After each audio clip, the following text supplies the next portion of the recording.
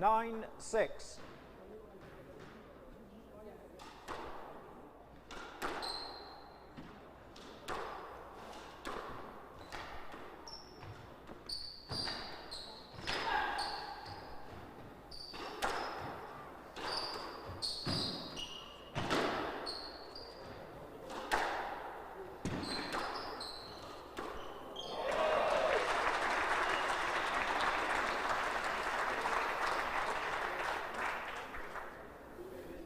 Ten-6 from the left. Game ball.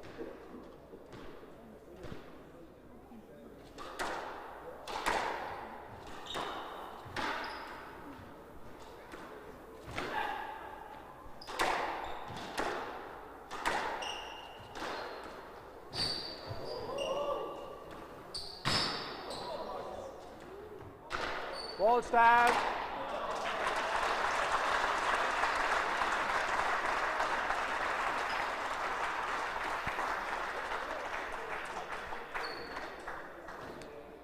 Hand out, 7-10. Game ball.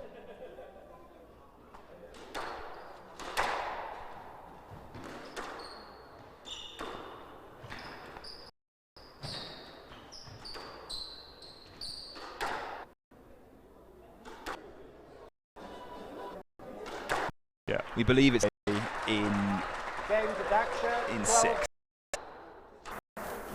10-all.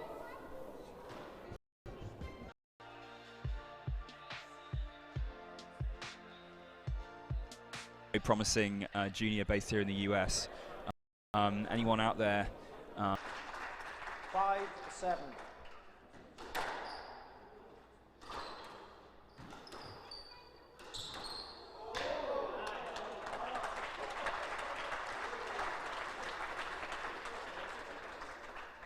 Hand out, 8-5.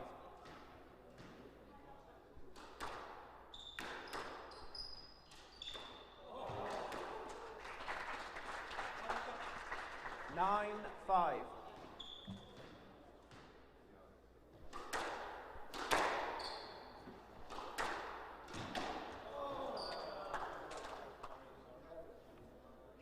Ten, 5. Game and match ball.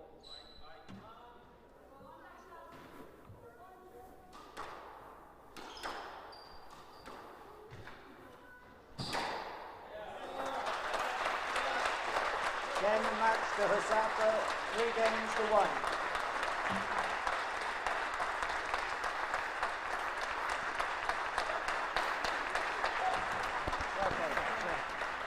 Okay, it's okay.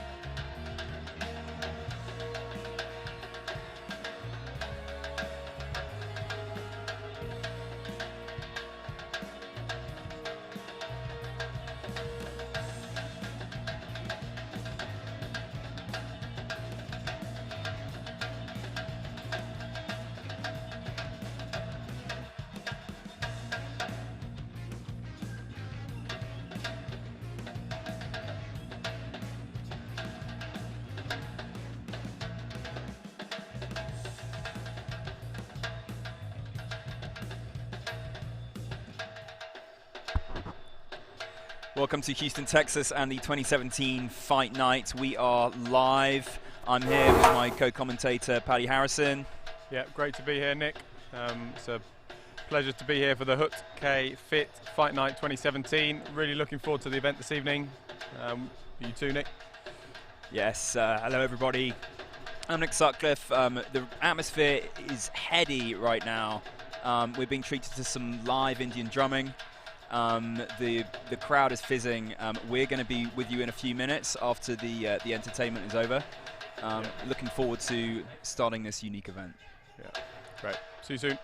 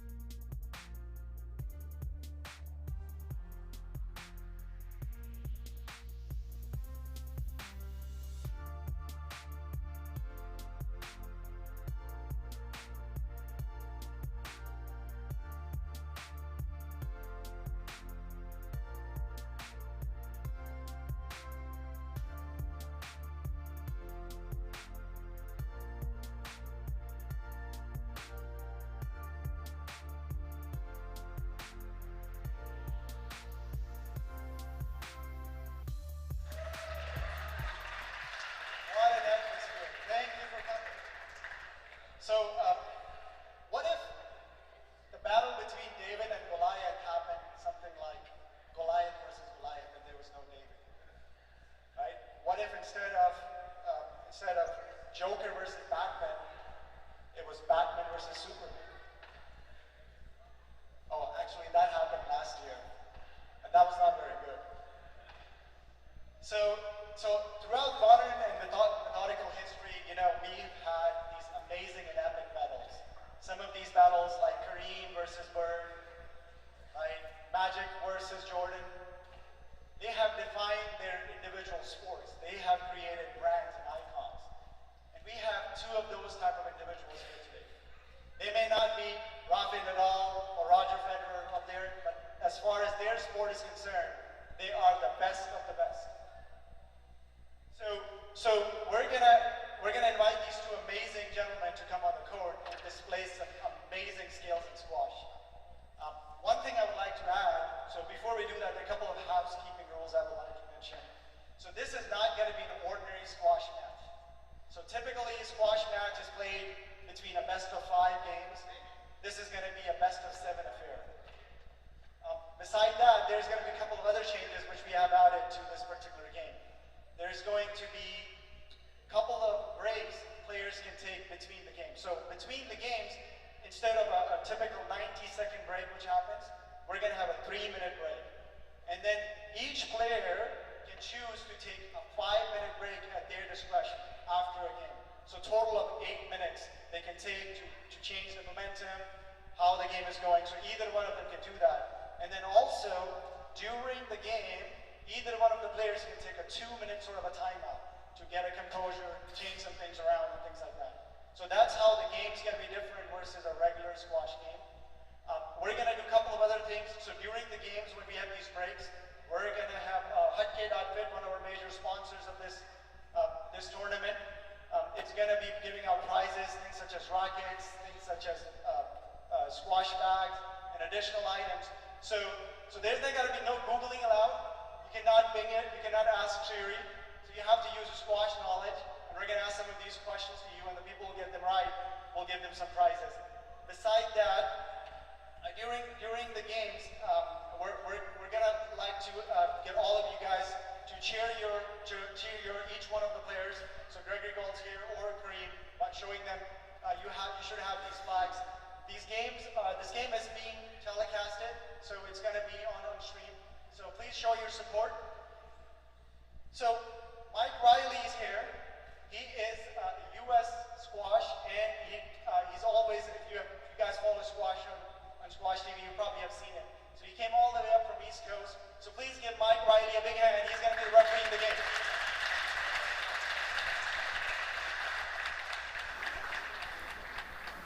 So I would like to invite these players. So 2015 World Champion of Squash. He has held many, many records, an amazing individual. I got to know him a little bit in the past couple of days. Please welcome, with great round of applause, Gregory Gaultier.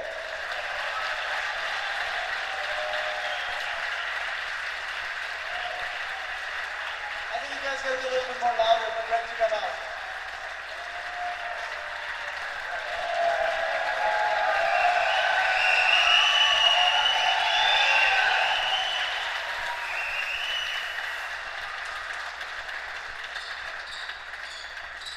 So this is the battle of world champions. So Greg won in 2015, and now his opponent is the current #2 ranked player in the world. So the people in Houston have seen him here perform before in this particular court. Please welcome the #2 ranked player in the world, the current world champion of squash, Karim Abdel Gawad.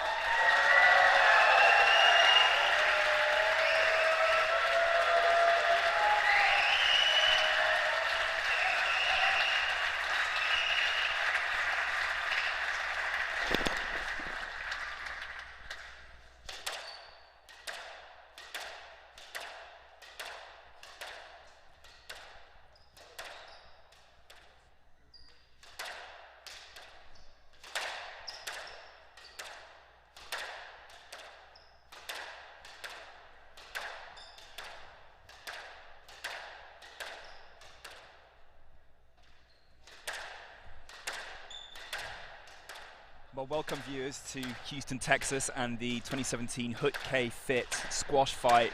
What a tantalizing proposition this is for us today. I'm Nick Sutcliffe and I'm joined here in the commentary booth with my good friend Paddy Harrison. Yeah, pleasure to be here, Nick. I'm really looking forward to this amazing event. We've got two world champions battling it out for both the money, but we've also got the belt this evening. The belt. Tell us a little bit about that. So they have produced a 24-karat gold belt, very similar to the ones you see in the boxing rings. So along with the 50k prize check, there's also a belt up for grabs.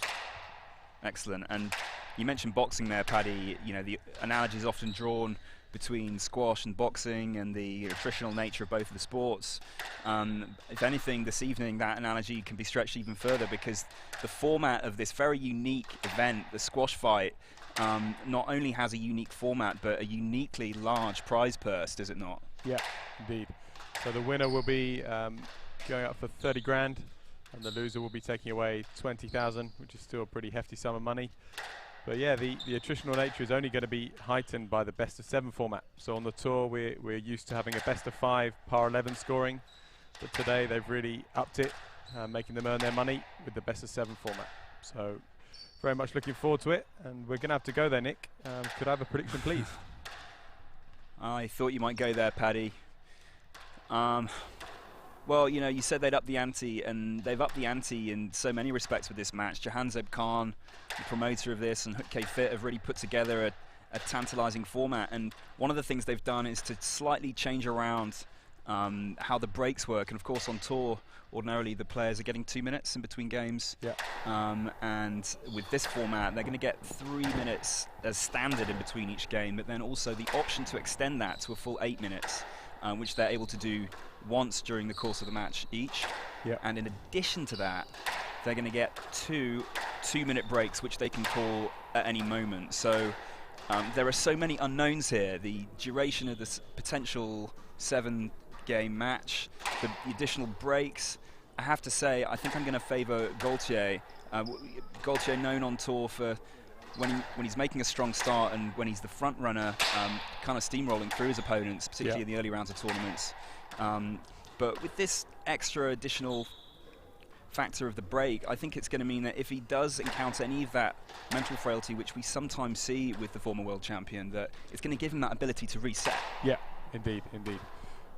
So Nick, you've managed to avoid the answer. I take it you're going to go for Gaultier. Could I have a game score? Well, match score, please. I thought you hadn't noticed, but it appear you have, and I think I'm going to go for a 6-game battle. A 6-game battle. Okay. And I think Gaultier's going to take it in 4. Okay. Well, I'm going to have to go for 1 extra game. I think it's going to go to 7, and I think my man Gawad is going to take it in the 7th.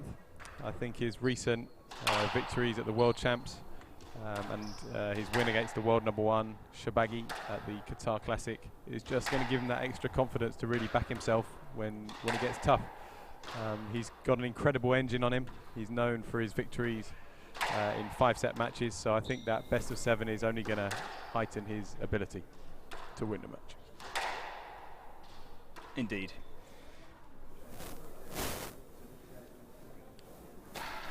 So here we've got the players just spinning the racket to the side who's serving. He's serving, Greg.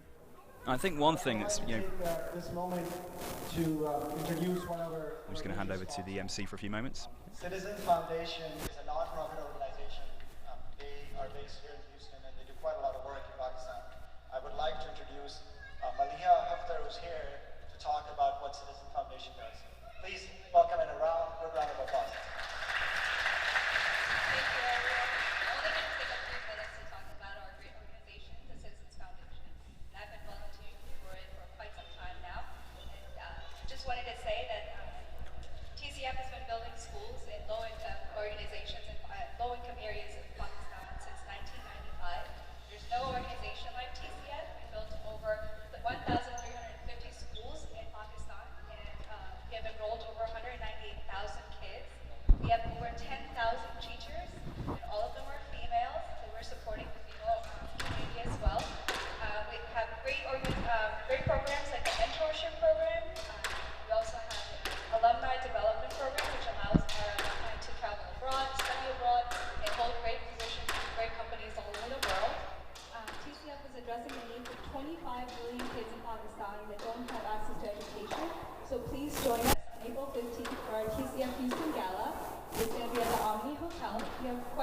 tickets, volunteering, or just supporting a great organization, please come to our booth. It's around the corner.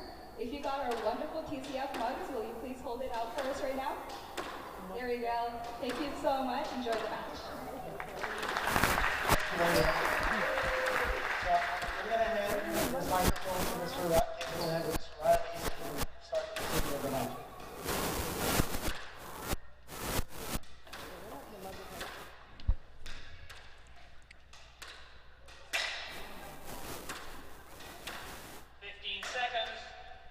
And so, looks like we're about to kick off the 2017 hutkay.fit fight night. What a tantalising proposition this is. What I think is going to be immediately apparent here, Paddy, is that this isn't going to be an exhibition-style opening to this 7-set match. These players are going to be hungry for this prize purse.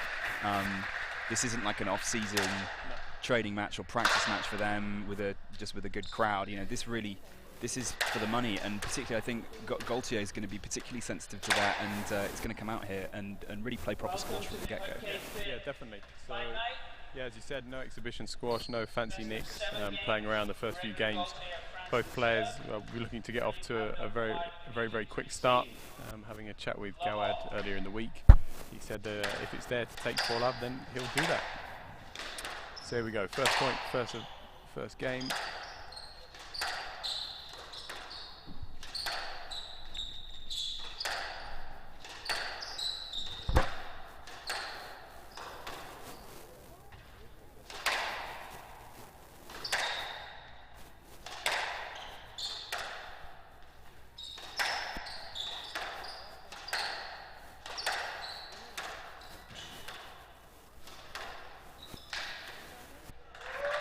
Very severe there from Gawad. So that opening rally, both players finding some pretty good length to the back of the court. That'll help to settle any nerves that either player might be feeling.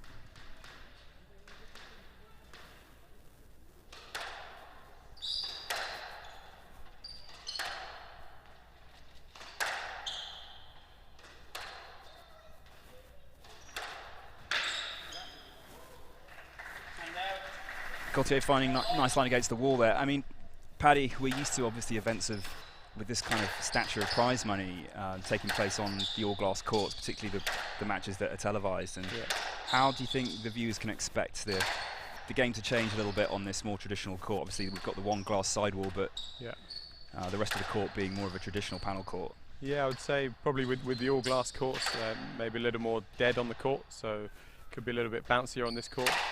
Who that will favour, we'll see. We'll wait and see what happens. Mike Riley giving a no-let there. So Gaultier with an early slim lead in this first game.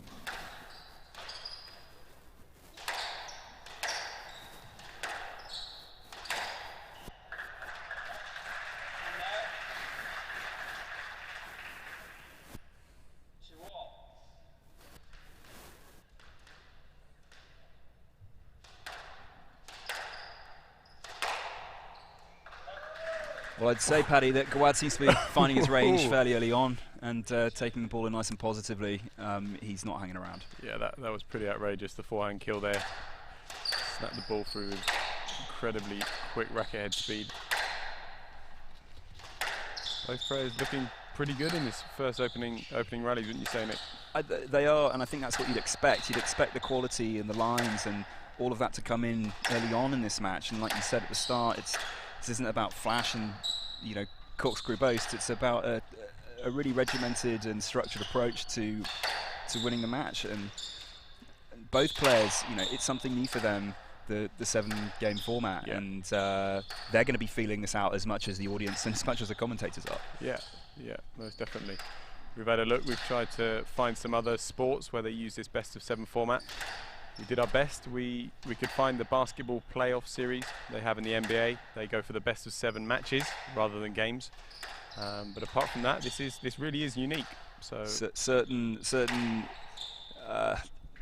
lesser-known variants of the French game of ball, I believe, played to best-of-7, but really a little bit esoteric there. And let's say seven games is a little bit unusual. Yeah.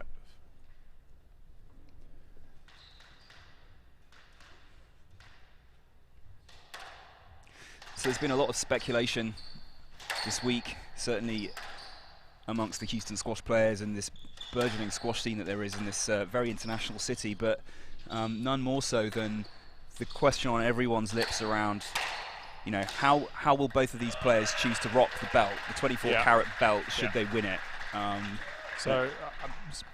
The general consensus around the city, there have been very many people coming in on social media and conversations this week. General consensus is that Gaultier would rock it around the waist, kind of low slung. Yeah, low slung around the waist, whereas Gawad would go for the slightly more relaxed over the shoulder look. Right. Which is a look that many of the boxers today like to sport. You could just picture Greg having a nice stroll along the Dordogne with his belt around his waist. Or perhaps a paddle down the Loire. Yeah, I mean, with his newborn son. Yeah, I mean the 24-carat gold. He may weigh his paddle down a little, but I think paddling is a popular pastime for Greg. And so back to the squash. We're in the mid-stage, this first game. And Gawad's finding a comfortable 3-point lead here. Yeah, nice little cushion for him to work off there. Maybe he'll start to broaden his shot selection, really open up the court. It's a great line into the back there from Greg. Very accurate. We do see with these two, you know, what I find to be really fascinating about this particular matchup is just the difference in the demeanour and the personality of these two players. And you see with Greg, it's so apparent when he's got his tail up and he marches to the service box. His nickname on the PSA tour is obviously the General, and he really does exhibit and exude that confidence when he's in front. And Gawad couldn't be much more different to that. No, Gawad has a very level emotions throughout the match, very calm. He's a favourite amongst all the players on the tour, both on and off the court. But yeah, that level emotion throughout the match, we'll see. I think that could play a big part if we go to 6 or 7.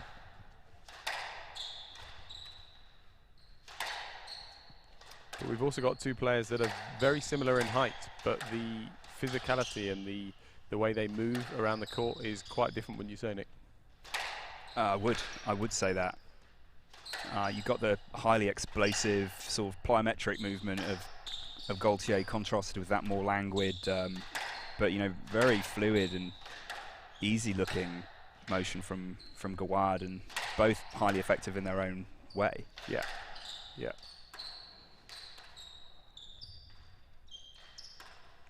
No, that's that's outrageous. That really is. He's dropped the racket head in there and just rolled out the nick. No chance there for Gaultier. Not even that those gentlemen in the front row saw that one coming. No. So again, he's kept that three-point buffer, and he'll be looking to take this first game as quickly as possible, I would have thought, Gawad.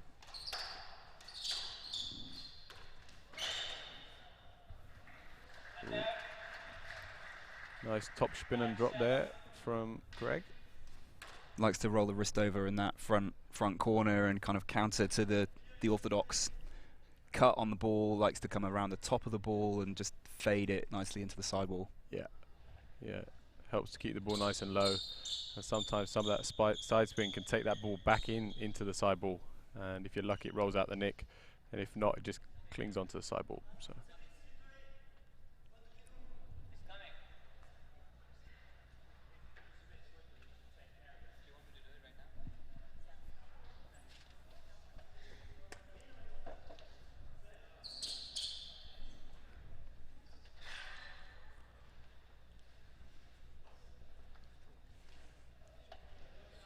Short break in play here as we get the court wipes, and you can see there the promoter of the event, Jahanzeb Khan, getting his hands and feet dirty with a little bit of court cleaning, and he really has been a jack of all trades with putting this event together. Indeed.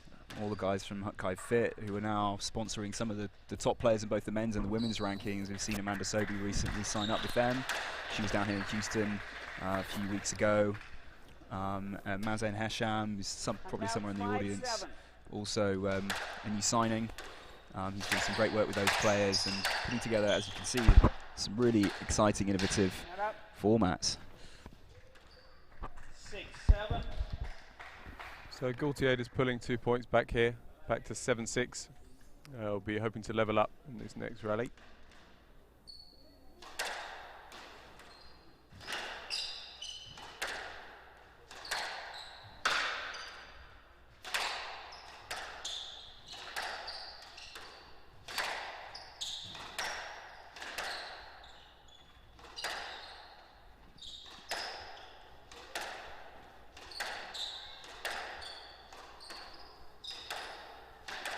Just see here Gaultier trying to press a little and stay in front of Gawad, but Gawad equaling much of what Gaultier was throwing it in there, but sadly just clipping the top of the tin on that drop from the middle part of the court.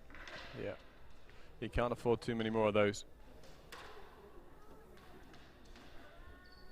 Right side, please. So Gaultier's done well here to level the ship, even the ship, and he needed to, because, like we said at the start, you know, with this 7-game format, the further behind the players get, it's almost like a law of diminishing returns. It becomes so hard to make a comeback. So if either player was to go even 2 games down, certainly at 3 games down, it's going to be pretty hard to come back. 8-7. Yeah, I'd say so as well, Nick. I mean, in our traditional best-of-5 format, 2 love down, taking the next 2 games, you've at least leveled it up, but 3 love down, it then means you have to win 3 straight games against a world champion, so that's a big ask to come from 3 love down.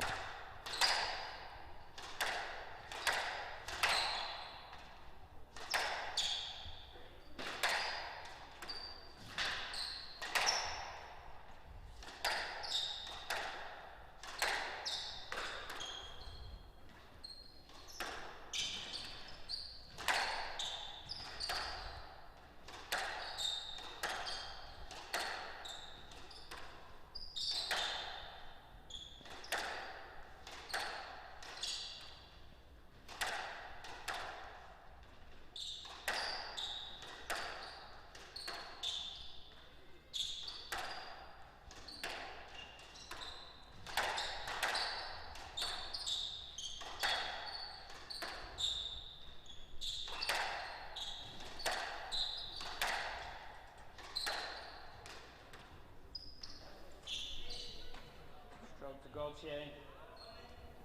He's allowed to play it when he So wants. Mike Riley opting for a stroke there to Greg. Right side. Gawad not too happy with that, but of course unable to review. Yeah. There being no video review So available the today. referee's decision is very much final. Old school. Old school, yep. Back to basics, no messing with Mike Riley. So Gaultier, I believe, has taken the last 5 points in a row, Nick. I think he has, and he's really knuckled down here incredibly well. And we heard a couple points ago the sound of the ball on the front wall just changing a little bit as Gaultier really starts to exert pressure on the Egyptian. Yeah, it just ramps up the speed of the hitting, but also the speed and the earliness that he's taking the ball. Wow.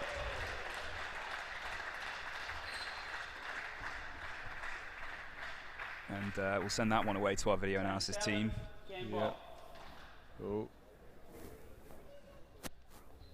And that ball being called down.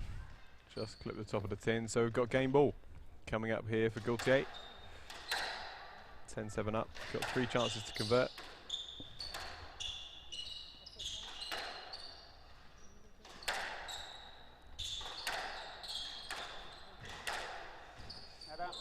Oh. Cut that nicely across the front, wouldn't you say? He has, and he's made that ball die in the nick on the second bounce, and it's a deceptive shot. Gaultier thinking perhaps it's going to land a bit further back in the court, and maybe a bit of a lifeline for Gawad there.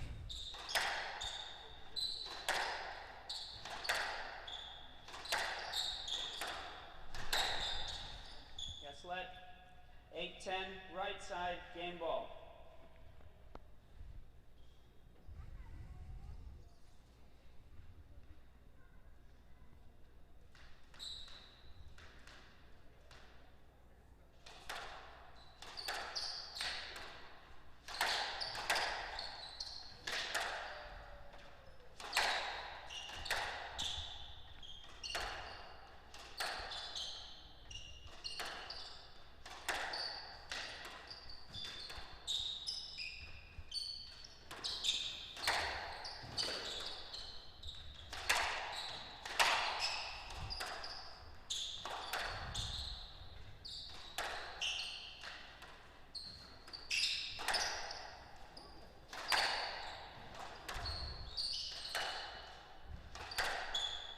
Well, Gawad hanging on here.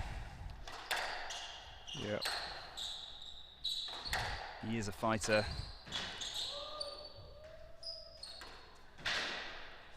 And called down. Yeah. So Gaultier taking the first game there pretty emphatically by the end of that first game. Yeah. 11-8. You can see Hesham just taking his seat.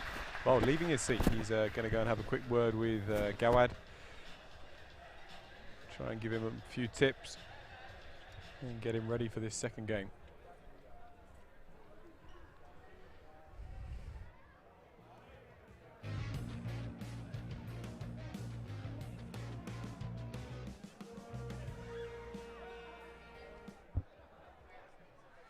So the look, sound and feel of that first game being pretty much in alignment with how we were thinking it would progress, with both players really starting to find their range from the outset. No messing around, straight into quality squash.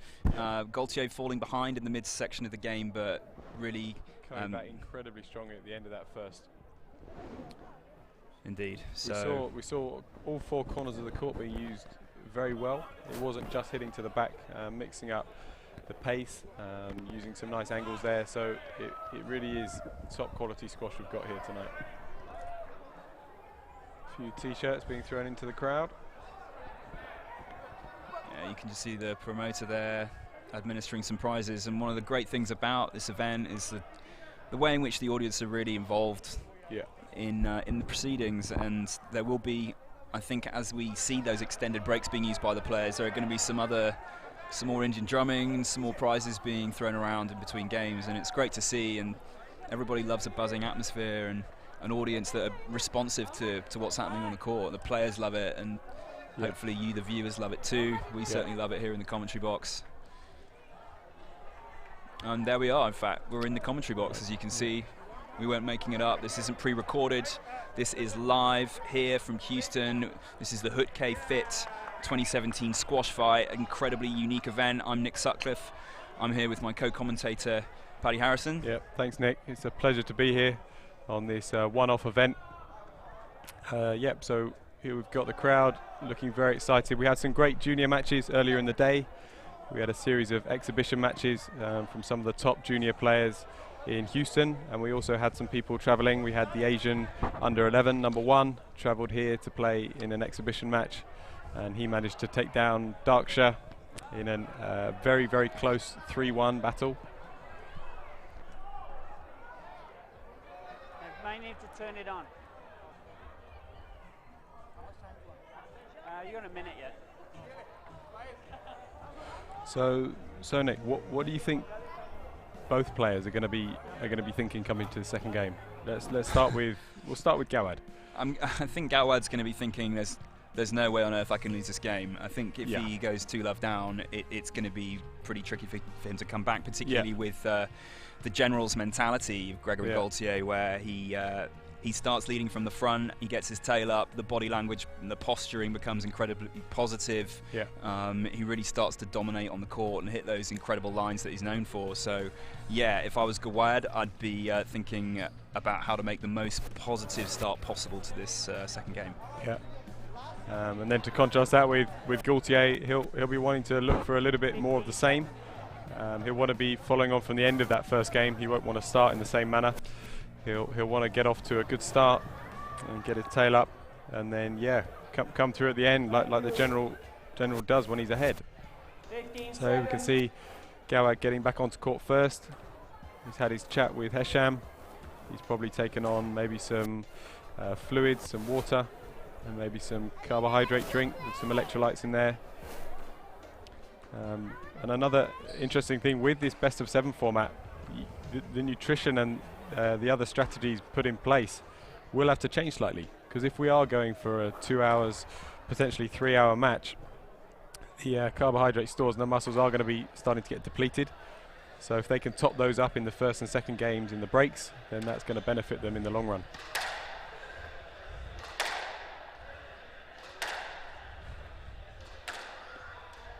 Gaultier leads. 1 game to love. Love all.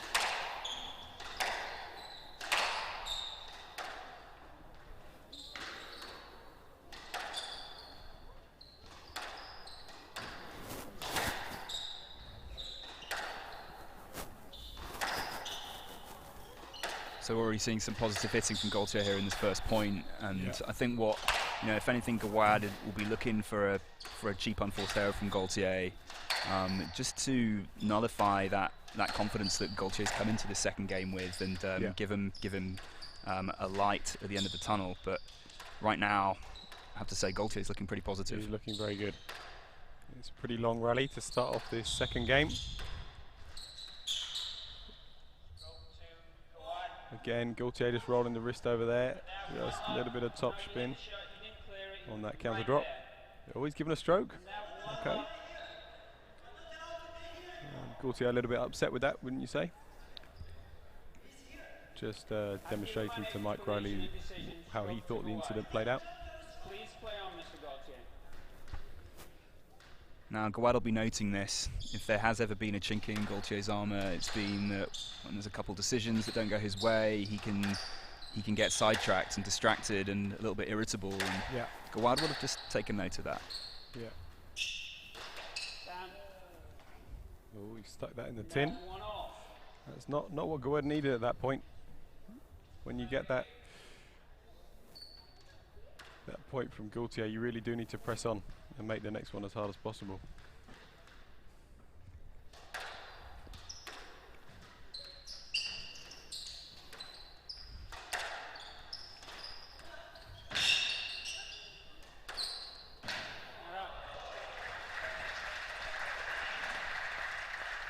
Well, Gaultier pressing well here, and really looks like he means business. Putting the ball away at the first opportunity in that rally.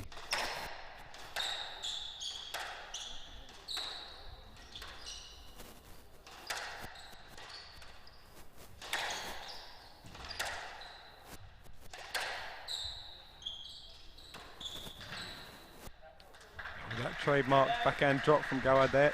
He's rolled it out the nick. He really does like to drop the wrist on that backhand drop. Puts a lot of cut on the ball and just takes it into that side ball nick very nicely. He does, and I think we saw recently in the World Championships just how refined he's become on that backhand side, particularly in the front left, but also just the quality of his basic hitting to the back is really extraordinarily consistent. Yeah. And with his drives, he manages to miss the side ball on many of his drives, just as Gaultier has done there. And it means that the player really does have to go to the full distance into the back corner. It's very hard to take the ball early when that ball's running away from you. So it's something he's refined over the last few years and played a major part in his World Champs win.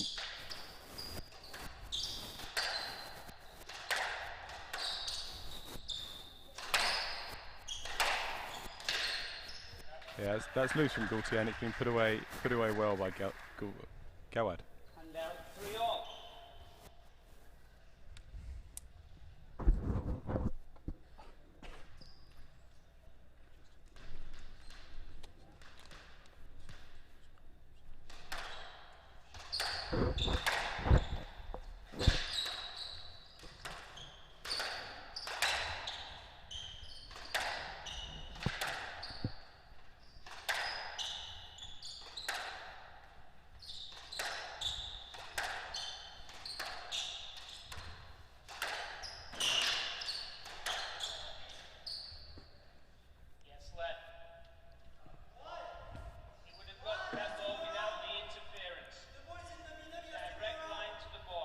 Well, Gaultier thinking he's hit perfect length there that was unreachable. Gawad thinking otherwise. And certainly Mike Riley also thinking otherwise. Yeah. But Gaultier really doesn't need to get involved here. We're still early on in the match. Level in the second game.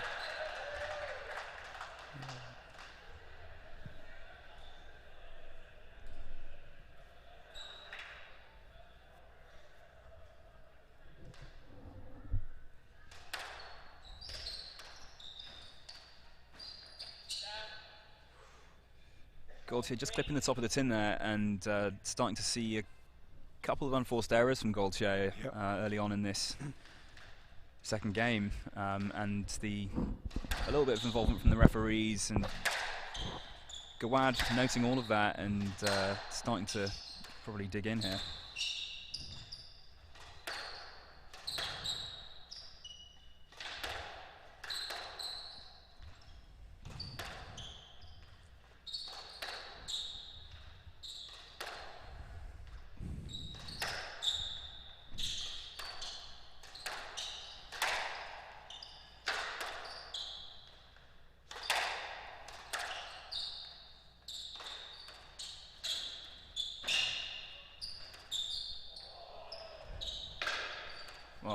We're twitching all over the place in the commentary box here. Yeah, the crowd loving it too.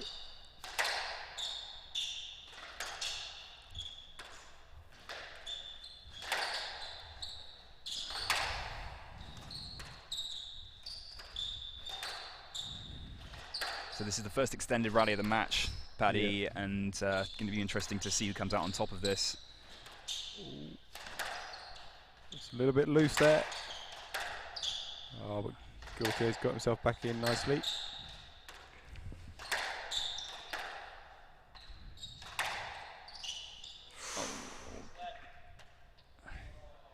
So he's opted for the deliberate down the middle cross court. That can often go one of two ways. Either it can be an outright winner, completely fooling your opponent, but there Gawad read it, and he was lucky to get away with a let.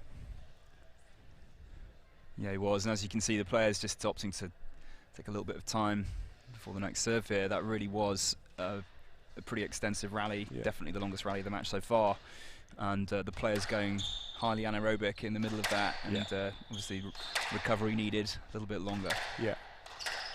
And you touched there on the things they do in between points, Nick, and that's something that they will have refined as well with coaches and psychologists.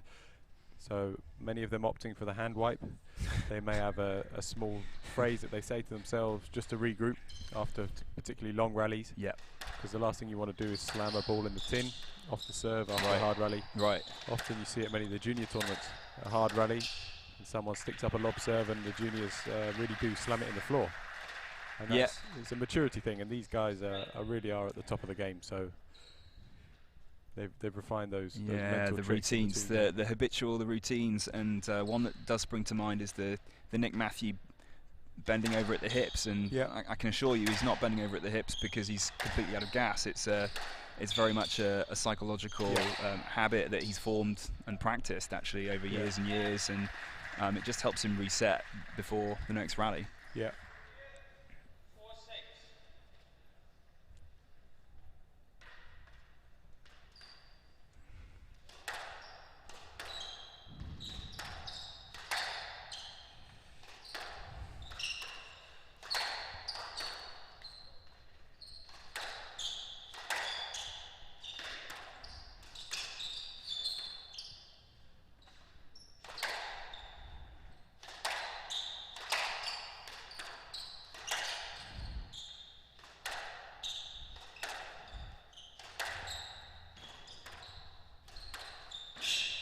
Oh.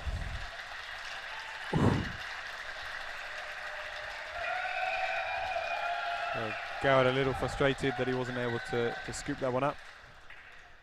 Gaultier finding the target area pretty well there. I have to say, Gaultier's moving really well, Paddy, and one of the questions coming into this match, in light of some of his recent niggles and injuries, was, you know, particularly if the game becomes extended and we end up in a 6-set or a 7-set situation, how his body's going to hold up. But so far, I'd say the movement looks fluid. He's moved pretty powerfully into the corners on more than one occasion, and things look good. Yeah, they do. I mean, he's had a few issues with some ankle ligaments, but he looks fresh. He looks hungry to get the first win of 2017 under his belt. Both players will be travelling. No pun intended. Both players will be moving on to the Tournament of Champions in New York in a couple of weeks.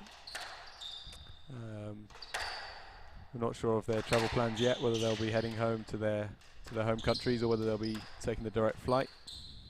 Straight to TOC, I'd imagine that is probably what they're doing. When does qualifying start? Well, I don't think they're going to need to qualify, Nick. I think these guys will be very much in the main draw. Well, great rally there. While we were concerned with travel plans, we missed a great rally. Yeah, Gawad was pretty concerned with getting the ball back. Was he all right?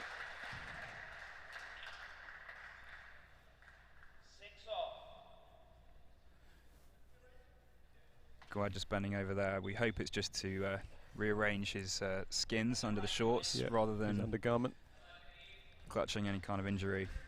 Yep, probably got some nice compression shorts.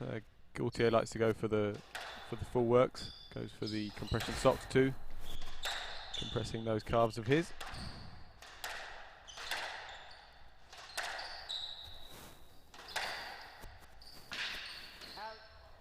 That's a great line again from Gawad, and just putting it away, even though the rally was over, just showing what he's got in his locker.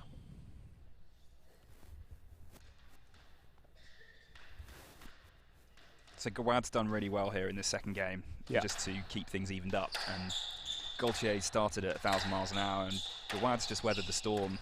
Oh, And that's pretty special there. Drop the wrist. Oh, beautiful. And Gaultier played that really from a very awkward position, having to rock back on his heels and swing the racket head through very close to his chest, and made it look pretty easy.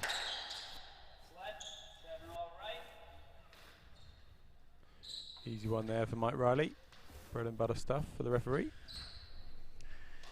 So Paddy, crucial part of the match really this. Gaultier takes this second game. Yep. It really is going to be pretty challenging for Gawad to pull back that deficit, and the next couple points are pretty crucial. Yep. To contrast that, you could argue that going 2-love down in a best of 7 is almost better than going 2-love down in a best of 5. Oh. Hope Gaultier's right there. That's a superb line from Gawad.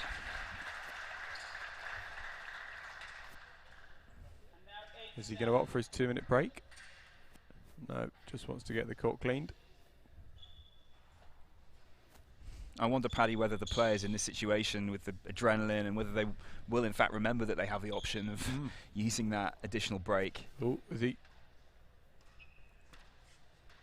Gaultier just wiping some of the excess sweat from his face, so that it doesn't drip on the court, make the playing surface unsafe. Yeah.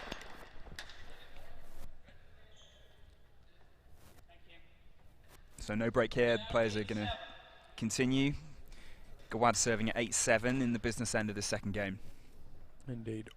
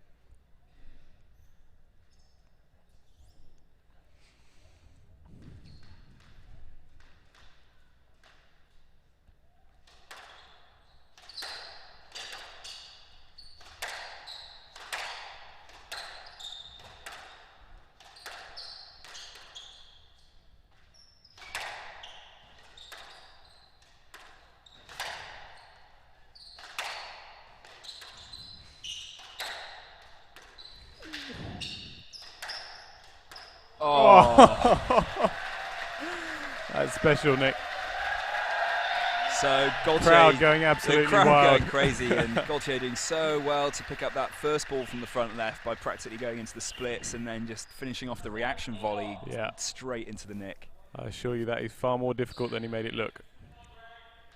Not everyone just sticks their arm out and the ball rolls out the nick. Luckily for Gaultier, it does happen.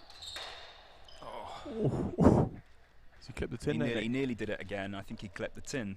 Oh. 9-8. So actually a poor error there from Gaultier. Yeah.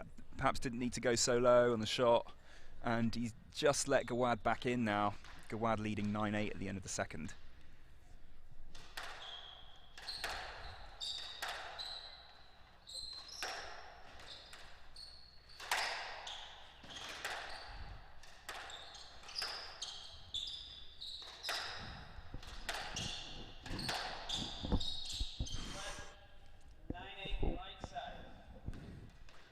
Good call there from Mike Riley. Getting a little bit edgy here, Paddy, at the end of the second. Yeah. I'm getting edgy.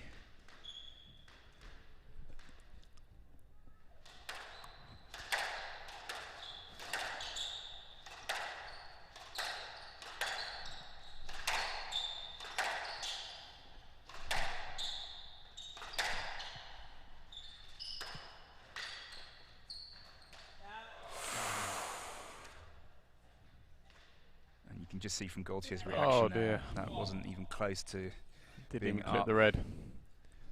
He'll be annoyed with himself for that. And he's given Gawad 2 game balls to take this second game.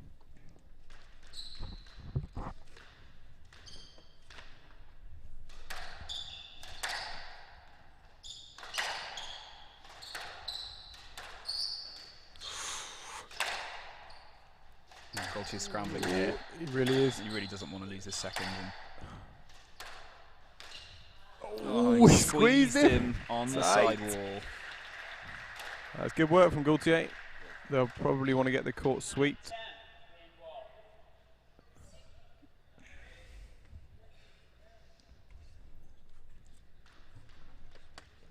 Neither of the players yet opting to use their optional 2-minute break, which they can take at any point during any of the games. And they have 2 of those. Maximum of 2, that's right. So a total of 4 minutes, plus the regular 3-minute breaks. And Which can be extended to 8 minutes. Yeah. So an extra additional 5 minutes to regroup. And both players have got 1 each of those. So Gawad pressing here. Taking the ball incredibly early. He'll be looking for the first opportunity he gets here to finish this game. Yeah. Oh, it's a good lift Well there lifted from from Gaultier. Oh, it's tight.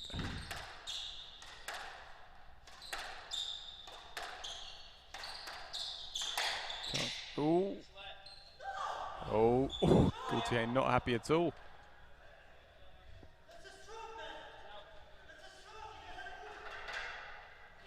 So Gaultier, Tap on the glass there. it's a little tap on the glass. It's either the glass or the derriere of his opponent. Yeah, he's opted But for the glass there. He's opted for the glass and he's frustrated. Oh, he wants a He's review. shouting a He wants a review. video review.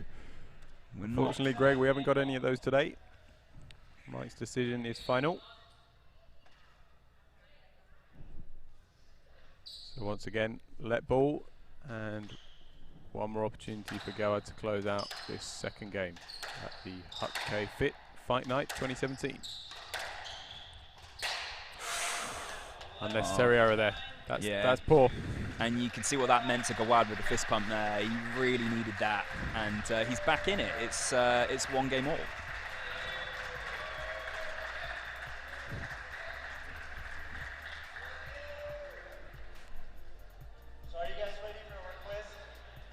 So once again, we're going to have a little bit more halftime entertainment. So here's some ground rules. If you know the answer, raise your hand. If you shout it out, we're not gonna be able to give you the prize. There we can see. So you haven't heard the question yet. So which city? So we got 2 world champions here, right? So all of the questions. Okay, so that was a close second game there. So which city? Gawad taking it 11-9. It was pretty close through the middle.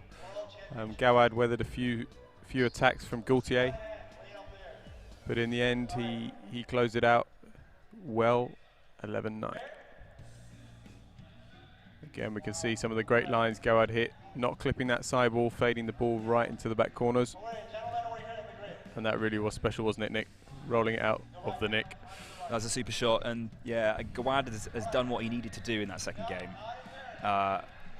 We said at the start, if either player were to go 2 or 3 games down, it was going to be difficult to come back, and so Gawad really knuckled down well there, and like you said, weathered the predictable high-quality play of Gaultier at the start of that game, and found a way to win it. And we've seen it from the world champion time and time again. That ability to just keep fighting. I don't know, we don't have the stats available here from our statistical team, but if we were to look at the number of 5-set matches that Gawad has won, I'm sure it would be greater than 50%, maybe greater than 80. Greater than 80%. Yeah, I mean, even at the World Champs, his first 2 rounds were 3-2 victories. And then to come through and win that whole tournament really was the high point of his career so far. I'd say probably the next milestone he'll be looking for is to claim that world #1 spot. He's got the World Series #1 spot, but he'll be wanting to press on and get that very prestigious world #1 spot. Shabagi, watch out. and the viewers at home are just seeing, I think, some of the sponsors of this event. The hutkay.fit 2017 Fight Night, a really unique, innovative format put together by hutkay.fit and Jahanzeb Khan, who's looking after some of the top players, including Gawad, Amanda Sobi, Mazen Hesham, and you'll see here Lifetime Squash, which is a really prolific club in North America with over 100 clubs and a tour of its own run by Andre Moore. Very successful tour there, great event they run both here in Houston and Atlanta.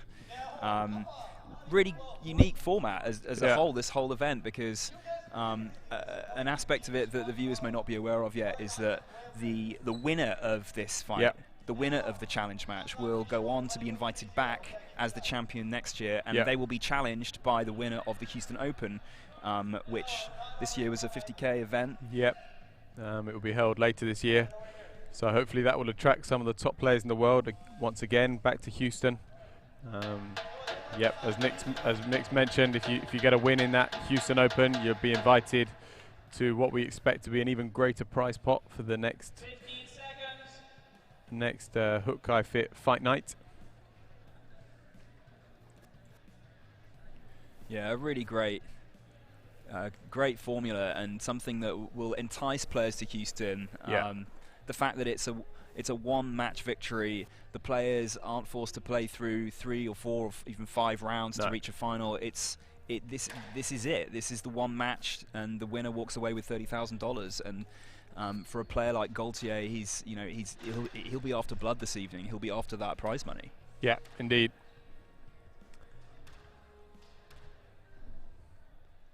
So here we go into the start of this now quite intriguing affair between the current world champion from Egypt, Gawad, and former world champion with so much experience, Gregory Gaultier. You mentioned there the 2 world champions on court. Just like to note on how they differed in their victories. Gaultier, no, world champs victories. Oh, sorry, my fault. Get that right next time. The world champs victories. Gaultier had lost 4 finals previously, so come very close but couldn't quite get over the line, but then finally beat Omar Mossad in the World Champs finals and was in tears. His whole team came onto court. It was in a very, very emotional scenes. But contrast that to Gawad. It was a slightly odd nature of his win. Unfortunately, Rami Ashur had to pull out with an injury. It's been troubling him for the last few years. And he almost couldn't quite believe that he'd done it. Omar Aziz having to kind of shake him and say, you've done it, mate. Yeah, and I think you can't take away from Gawad, the speed that he's moved up the rankings and that he started challenging those top players in order to get to the final of the World Championships. Truly remarkable. Yeah.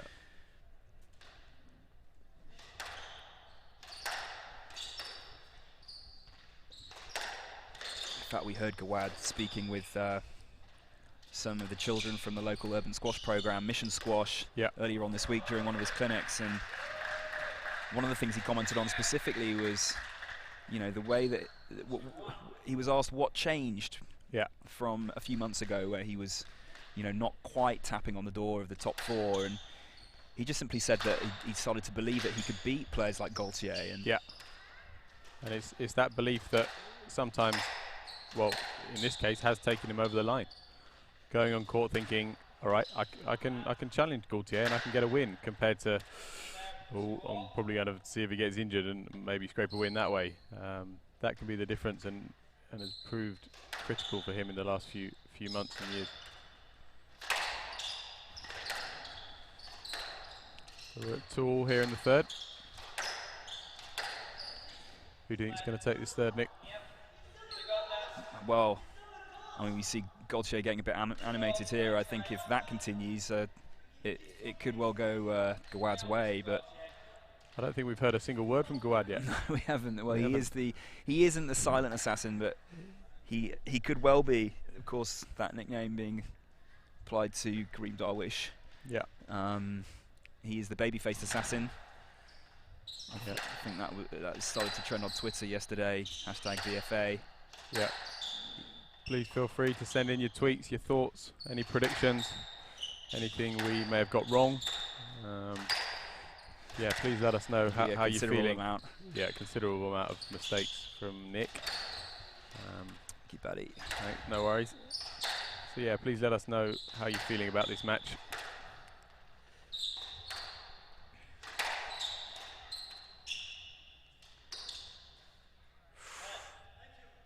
That ball there. So a simple let ball, and he's just rolled out the Nick, hasn't he? We see Gaultier's mindset there, even though it was a simple let, and he agreed with the referee. He almost started to have a chip away there, but no need for that. Just getting a little bit involved. He needs to settle down at the start of this third. So do you think we'll see any breaks in this game? Do you think anyone will opt for that 2 minutes? I think if they remember to use them, I think it could happen.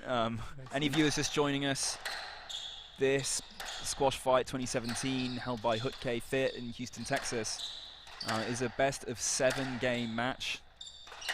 And the players are able to take one extended break each at the end of the game of their choosing, taking their break up to 8 minutes, and they're also able to take an additional 2 2-minute breaks during games. Yeah. Neither player having yet opted to use any of those as of the start of this third game.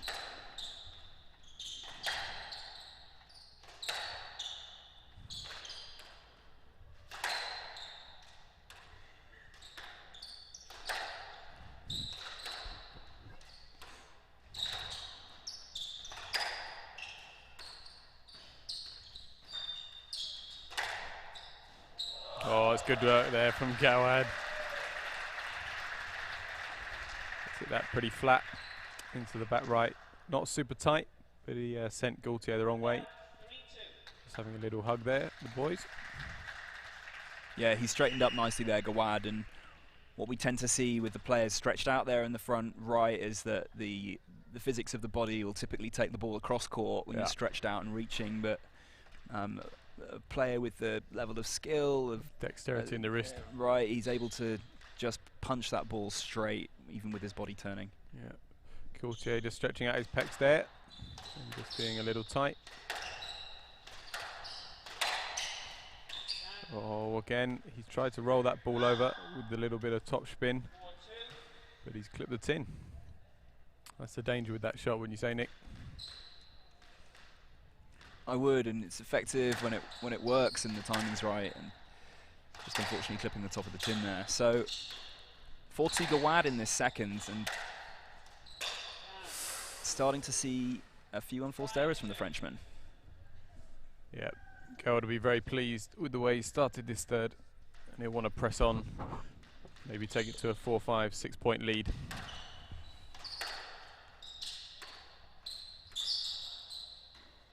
Just hit him on the head. Tap on the head there for Gaultier. Hopefully he's all right. Well, the event is marketed as a squash fight. Let's hope that the physicality of the game doesn't start to take over. Come on, Karim.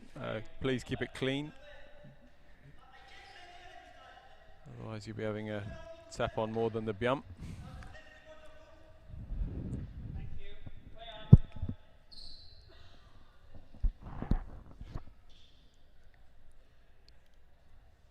Now, would you think this would be a good time to take that 2-minute break? Well, or was he taking an injury break? It looks like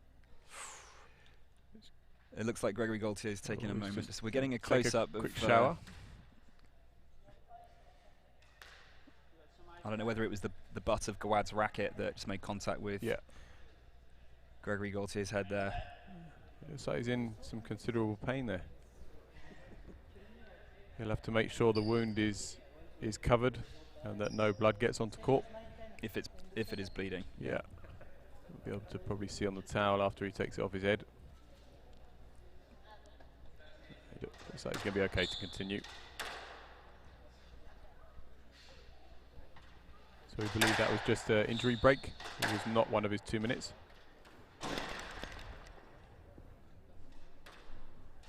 Right side, 5-2.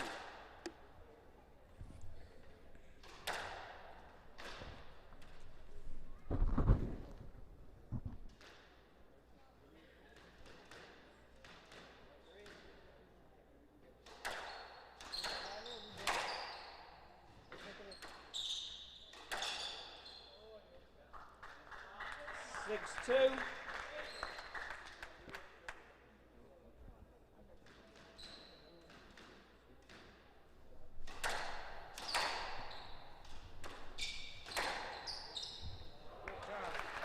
Just checking with our video team there, what the total duration of the match is so far, and of course the time factor becoming pretty critical as the points roll on, particularly if we see the game progress towards 5 and 6 sets. And that total duration and total miles covered on the court becomes an increasingly important factor. Down. And I was having a little think earlier how they may have adapted their training slightly. 4-6. Because they train all year for the best of 5 format.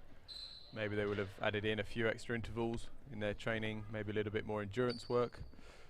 But again, they've still got to be moving at full speed in that 6th and 7th game. There's no space to slow down, otherwise both players would capitalise on that. So we know Greg loves a good bike session. 5-6.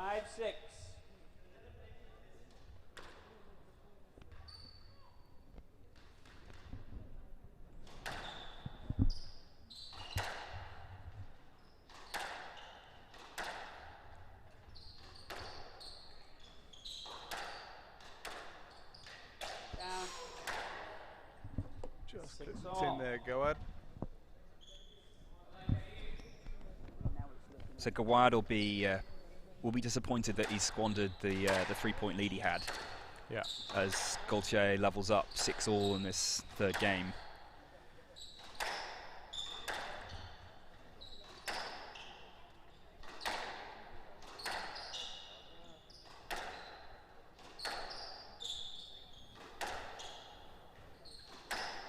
Slight work from both players here.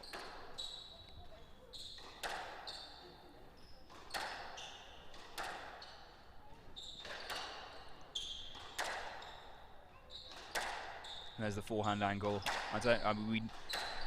Many of the viewers will be aware of some of the favoured angles of some of the Squash TV commentary staff, and I don't know, Paddy, what's your preferred camera angle? Well, today I have to say I am loving this view. When I first got to the venue, the camera did seem a long way away, but they've got it almost perfect, I would say. The wide, the classic wide. The classic wide. So I'm very much liking that one. And I like the back left too. It's probably number 2 on my rank. What about you, Nick? I'm a firm fan of the tin cam. Oh, the tin cam. The front left tin cam. Down. Ooh, squeezed him there. 8-6.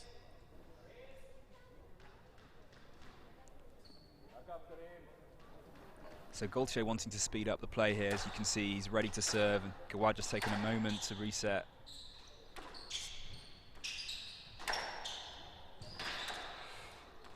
Gaultier doing some hard movements in this rally, but It's just sticking. Oh, it's a great boast. Can he finish it? Gawad's done well. Ooh.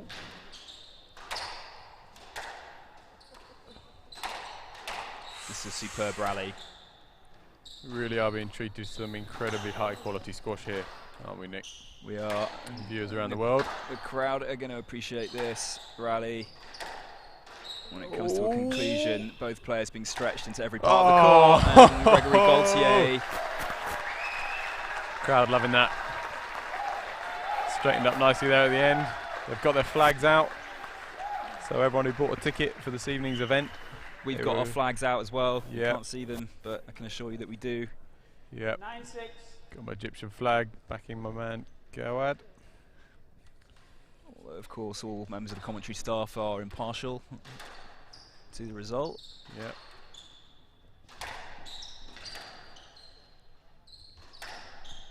And other brands are available. Yeah. Yes, let. Gaultier just having another demonstration there. Just spreading his wings. This is where Gaultier really doesn't want to get upset, isn't it? No, he's indeed. got a really healthy lead here at 9-6, and he just needs to do what he's been doing already to get to this position in this game.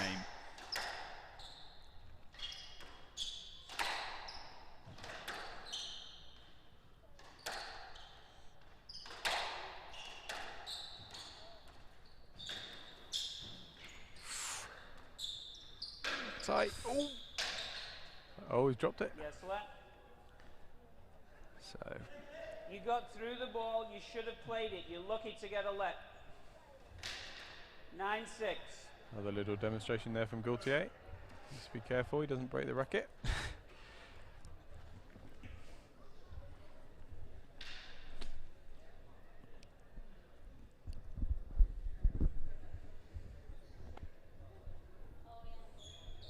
So Gawad's still in touch here, just about at 6-9. Prefer maybe a point or two more just to be back in contention fully in this third game.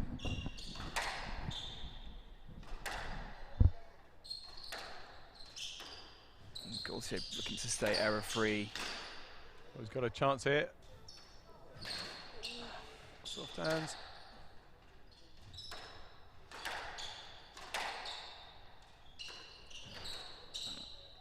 Again, we're seeing some of those explosive movements from Gaultier. He gets very low in that lunge, and then he's incredibly quick to get out again.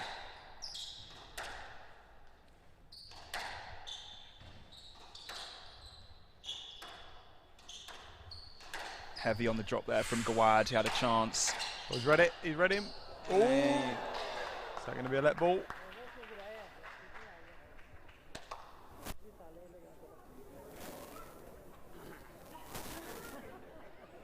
Really hope he's right here. Gaultier just You all right, helping Mr. Gawad Gawad? up. Leave the court. Nice sportsmanship there. Attendance, please.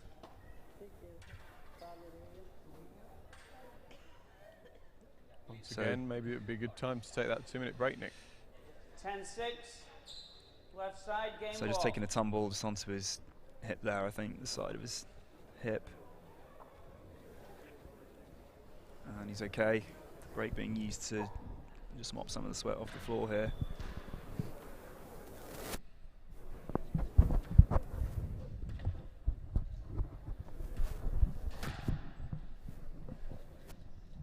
And Gawad staying fairly emotionless here in this high pressure situation. Even when he's taking a tumble, likes to just get on with his business and keep his head down and get on with it. Just taking a moment to let the court dry. This towel's not doing it.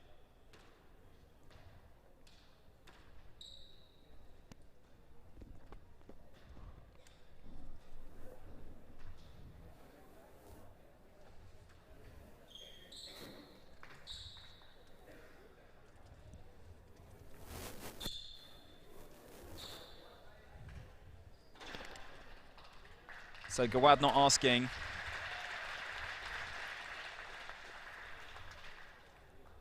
10-6, left side, game ball. Giving Gaultier 4 game balls. Yep, to close out this third game.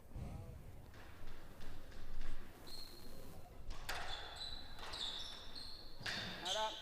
Oh, that is something special. He's Severe, used the wasn't it? angle very well there. 7-10, game ball. So quick fire point for Gawad to keep him in touch in this third game of the hutkay.fit Fight Night 2017.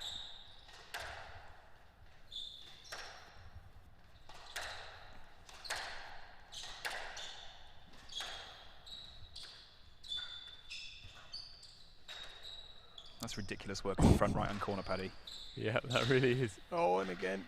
And it continues. Is it a scoop? Down the middle, Down the middle, but he's it was read it. red, He's read it. and Gaultier's Hey. beating his chest with his racket. He's like a chimpanzee. The crowd are wild.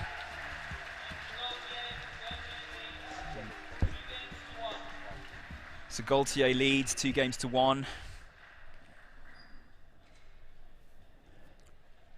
So the first few points in that game were pretty close. I think it was a 6-all at one point. And then Gaultier just managed to pull ahead to 9-6. And then a few decisions and a few stoppages, but eventually managed to take the game 11-7.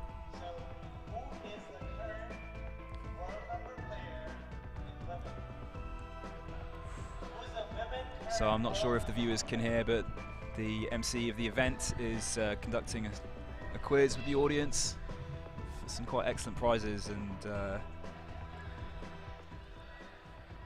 They have really done a special job of making the audience participate and feel like they are a part of this event. And you should see now some of the sponsors that have helped bring this event to life over the last few months, and a vision of Jahanzeb Khan and hutkay.fit. This unique squash fight is it's going to be an annual fixture. The prize pot is going to grow every year. It's going to be attracting some of the top players in the world. The winner of the squash fight will be invited back for the next squash fight the year after, and the winner of the Houston Open will be invited to challenge. And I've just been told that in fact, the loser of the match tonight, Paddy, will not be able to play the squash fight for 3 years. Is that right? Yep, that is indeed correct, Nick. So that's a 3-year absence from the squash fight, which is pretty big. That's 3 years where they've lost the opportunity to take home the biggest prize pot in squash history. Well, I think it's an awesome format. I think it's very enticing and attractive for those players. They'll see the single match format, and even though it is a best of 7, they have that factor of not having to play through the early rounds in the tournament, and so they can arrive fresh. It's all out on this one match. So we've got some of the sponsors for the event: Nova Energy, T-Mobile. We've heard a little bit from the Citizens Foundation before the match, doing some great work back home in Pakistan. Cognitive Psychiatry, they're a pediatric company. They do work with some young kids in Houston. So yeah, doing some great work.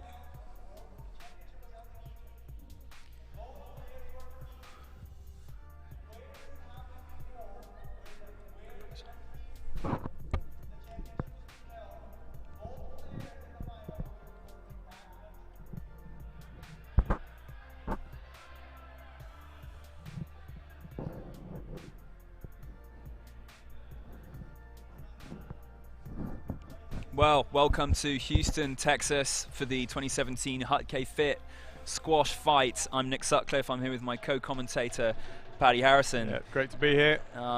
Joined for the first time in the commentary booth, as you can see, by Karim Abdel Gawad, who is kind of skulking in the shadows over there. He is the baby-faced assassin and not the silent assassin, but he's kind of creeping into the picture over there. Going for the kill, I would say. He's coming out of the shadows to attack Greg. Going for the kill tonight, and I sort of have the slightly intimidating vision of Gregory Gaultier back here. As you can see, the intent on his face, he's quite keen to win this squash fight and the $30,000 prize pot that goes along with it. This really is truly a squash fight, and the marketing for the event has really pitched it as a boxing match, and it's the analogy that's often drawn with between squash and boxing, the attritional nature of the sport.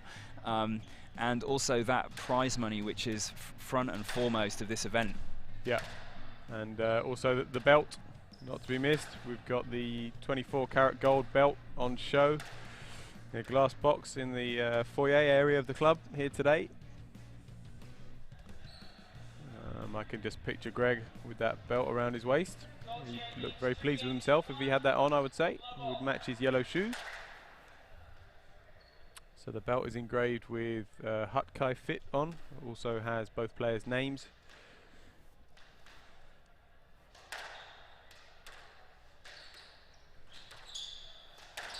So what do you reckon Hesham said to Gawad in that third game break?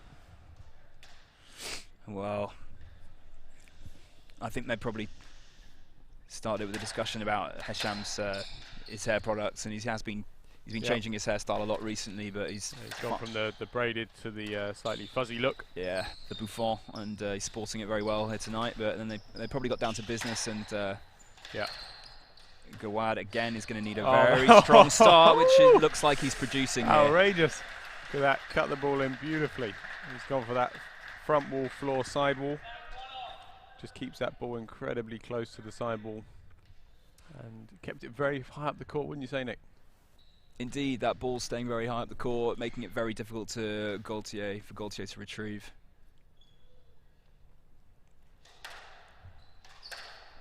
So it's slightly scary to think this could be the first of 4 more games. Normally, Greg would be just having to take one more to win in a standard squash match, but Indeed. as Well, we've said before, they've really got to earn the money today, haven't they, Nick? they have, and we're prepared. I have to say, in the commentary box here, Yeah. we've got a full supply of Cliff Snacks. Bars, bananas, Got some iced water. tea. We're ready. Yeah, So we're ready, and we hope you are at home too. There are obviously other fruits out there that you could select. You could have some apples and oranges too. Banana's good for their obviously high potassium content. We're getting pretty sweaty back here. It's pretty nerve-wracking.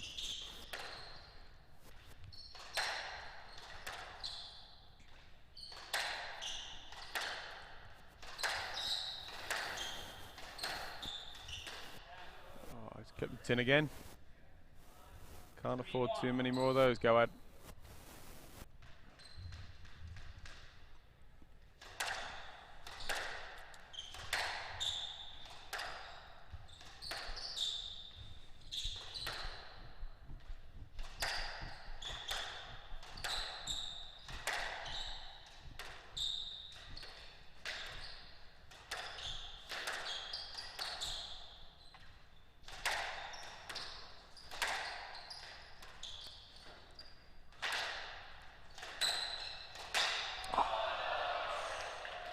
Gawad finding the top of the tin there. I have to say, the Frenchman looking pretty relaxed at the start of this fourth. Yeah. 4-1. Right side, thank you.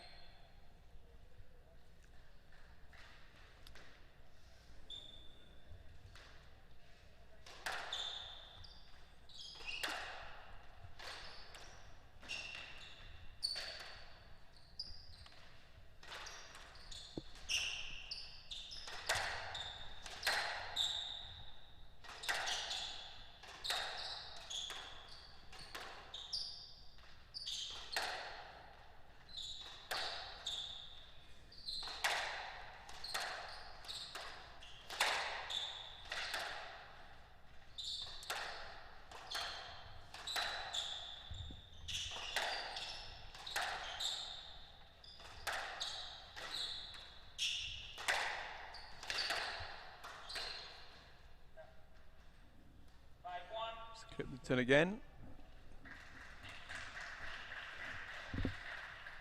Maybe Karim will be thinking about. Oh, he's taken his 2-minute break. Okay. Well, that's interesting. The unique nature of this event, they've got the extra. They've each got 2 2-minute breaks that they can take during the games, along with an extra 5-minute break they can take in addition to the 3 minutes they're getting in between games. Yeah, and Gawad will be regrouping now, won't he? he will, and it was a sensible time to take the break. He'd Yeah. gone 5-1 down. Gaultier was steaming ahead, and Gawad will use this break to just break up the momentum of Gaultier's ascendancy in that fourth game. You may be able to hear the MC using the opportunity to hand out a few more prizes, but the two players will certainly be regrouping at this point. Yeah.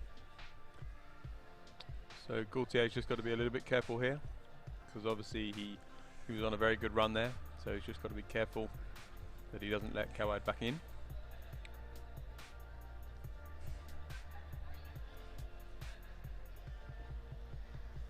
Well, this is one of the features of this event which makes it so exciting, isn't it, Paddy? Yeah. Because in a normal scenario, we would perhaps heavily expect Greg Gaultier to take that game and Just steamrolling. Yeah. to go through, and now he's going to have to wait, and Gawad's going to come back. He's going to have a little bit of time to recover, and he's going to come back strong. Yeah, most definitely.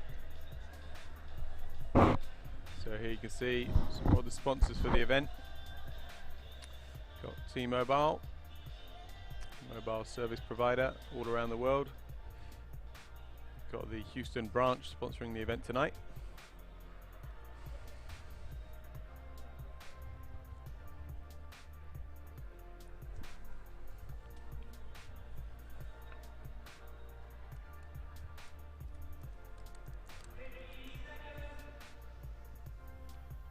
So just coming to the end of this 2-minute break. Both players will be looking to get a strong start. Thinking about the format, Paddy, and the slightly unusual nature of the event, it's very, very different to to the majority of the other events on the PSA World Tour. Yeah. Certainly. And just thinking about some of the other attempts that have been made to stage the more unusual formats, and I have to say there hasn't been that much experimentation done. No. One event that does spring to mind is the Frankfurt event, Yes. which was a KPMG sponsored Indeed. event as part of the PSA World Tour. Yeah. And there was a best of 3 format where if the match went to 1-1, Yep. then I believe the players had a single point in order to win the match in the 3rd game. So they just had to win 1 point at the start of the game, and it lent itself to who won that event? Did Ramy Shaw win that event? I think could have been Ramy. Yeah. Lending itself to a more of an exhibition style, although with the prize pot as it is for this event standing at $50,000 with the winner walking away with 30, there is no exhibition squash on offer here tonight. This is truly the business side of the sport, and Gaultier particularly seems to really have his chin up, have his tail up, and he's looking hungry for that prize purse. Oh, he's always put it in the Just floor. as I say that, Yeah. commentator's curse. Oh he's dear. actually hit the floor there before the front dear. wall, so He's put so much cut on the ball. he's saying his swing was hasn't made it. affected there. But Can't So, believe it. Roulette. You stopped, you hit the ball, and you missed it. So Gaultier is coming to have a little chat with Mike. Didn't see that either. Hand out 2-5. So just heard from the commentary team, Nick, that Matthew actually won the KPMG Grand Slam Cup in Matthew. Frankfurt back in 2014.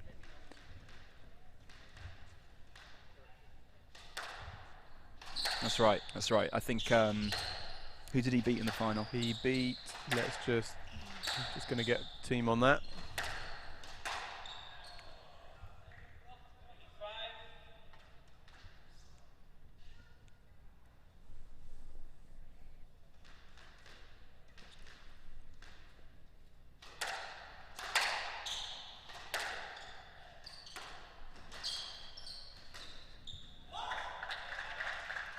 So you believe it was actually Gaultier? It was Gaultier. We've just heard it's Gaultier, and it went the distance, a slightly shorter distance than this match is going to go.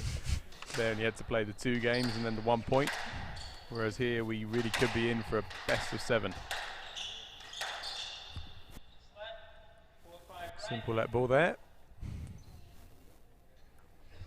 Well, kudos to Jahanzeb Khan and Yeah. hutkay.fit for staging such an innovative event, and it's so different to the other events that we see, which are all awesome in their own right. The PSA World Tour really becoming such a mature tour now all around the world, and it is still great though to spice things up with these one-off events. And all the marketing that goes along with it, the squash fight, and the analogy with boxing and the 24-karat gold belt that goes with it, and it really just makes it a really special event. Yeah. And interestingly, hutkay actually does mean unique. So they've really stayed true to the roots of the name and put on this unique event for all the squash fans around the world.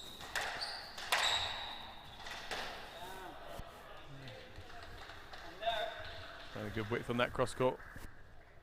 Just forcing the error from Gawad there. Yeah, so Gawad's actually capitalised on his break, hasn't he? He has indeed. He's He's got a 4-1 in this sort of part 2 of the fourth game. He's won 4 straight points to get there, and Gaultier just managing to keep his nose in front at 6-5.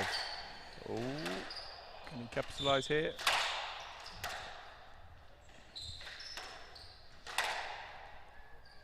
And the crowd loving this rally. I really hope that you viewers at home and wherever you are can hear how involved the crowd are getting here. It's always great for the players when that happens, because they feed off the energy, don't they, Paddy? Yeah, very much so, and I'd say Gaultier especially. I know he hit him, but he didn't Often look like he was gestures gonna to make the it crowd. front wall. Gets the wings a flap. Well, we saw he He does. does. We saw that at the start, didn't we? Even before Gaultier had gone on court, he was flapping his whipping the wings. crowd into a I'm frenzy. absolutely sure he wouldn't make it.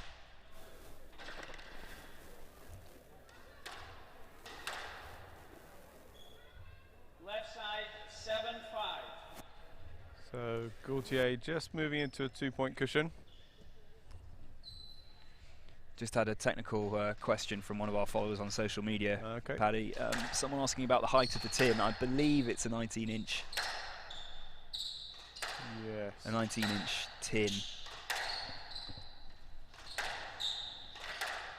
But we will have to get our technical team to verify that. Yeah, we've got a couple of guys on that. We're getting their rulers out in between the 4th and the 5th game.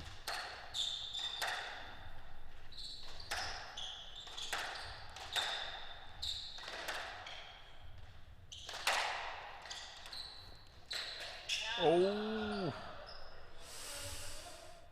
that could be very important.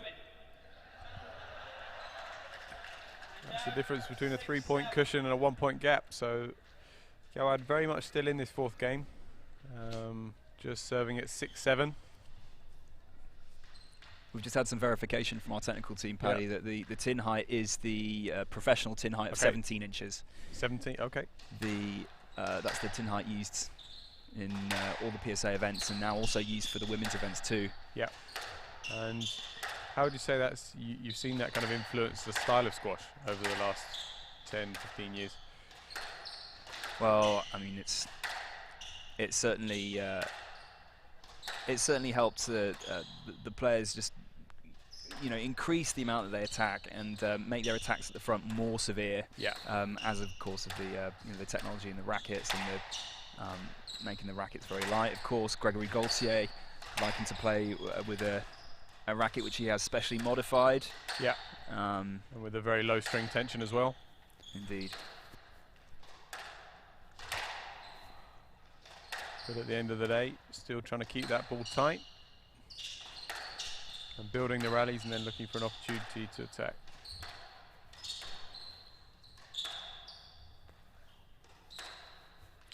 So we're just seeing a bit of a let-up in the pace of the game here, as both players are quite happy to just chip the wall down this forehand wall, and it's something they probably need. The intensity of the rallies, you physically can't stay at that anaerobic for that long, can you? And you need to reset and try and clear some of that lactic from the muscles and get back into the rally. In there, very tight. Oh, really cut around the side of the ball there, Nick. 8-6. Hand out. 8-6. I'm sorry. No, it's 8-6. Well, a little bit of confusion here over the score. But we can confirm that Gaultier is leading 8-6 in this 4th game. 8-6.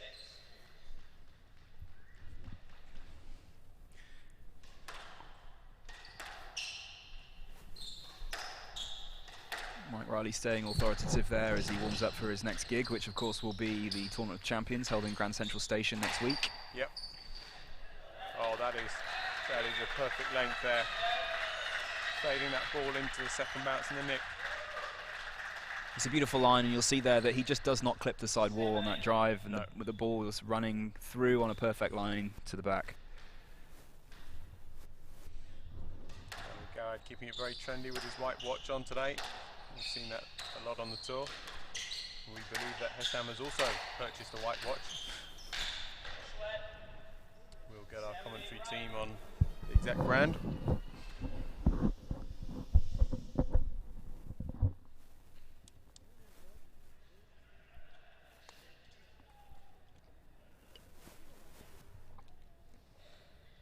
We've seen quite a bit of technology on the court recently, haven't we, Paddy? With Shaw Baggy electing to wear his GPS tracker at the US Open, the Catapult device. Yeah, the Catapult device, just enabling him to track his movements that he's making on the squash court.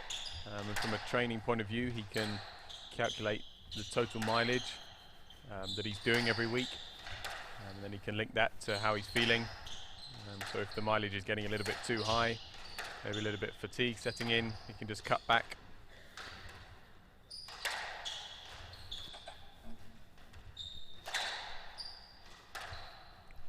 Especially before big tournaments like TOC, he'll be thinking about tapering back, keeping the intensity high, maybe dropping the volume down a little bit. Still doing some great work over in Bristol, in the United Kingdom. 9-7.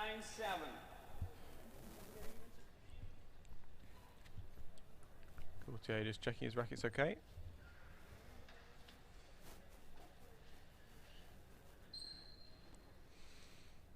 Yeah, I think he does carry quite a few rackets with him, doesn't he, Gaultier? Yeah. And just because he has that special modification to the head, it just makes him a little bit more brittle and fragile, and he needs to make sure he has enough spares to get him through a tournament. Oh.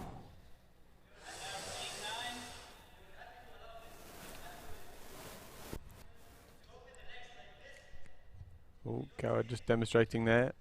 A little bit of a lunge from Gaultier. Just indicating that he believes Gaultier is maybe taking his space a little bit too much, and that he should be letting Gawad through to the ball. Oh, Gaultier really let rip there. Oh, on the floor. Broken strings. So that couldn't have happened at a worse time for Gaultier in that really match. couldn't. And now we're at 9-all in the 4th game.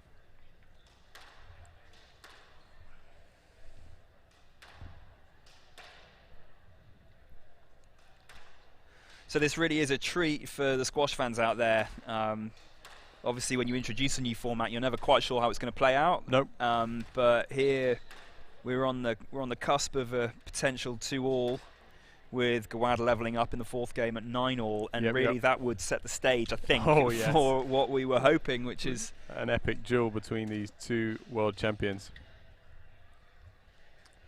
So please do get involved on social media. We've got various platforms: Twitter, Facebook, Snapchat. Let us know what you think the result's going to be. And we've got a hashtag BFA, Babyface Assassin. We'll try and get that trending. hashtag squash fight, hashtag hutkay, 2017 squash fight. You can just see there, it's packed to the rafters here. There are people standing in the corridor outside. The temperature of the room is escalated, and so anyone worried about the ball being a little bit dead on this open court needn't worry. It's still pretty lively on there, and perfect conditions for this epic battle. Yeah, we've also got some bleachers on the side wall, making use of the glass side wall on the forehand side. We've got some of the budding young juniors from Houston. Got some great seats there. So a very big point here. You can see the intent in the hitting from both players. Pace has gone up, hasn't it, Nick?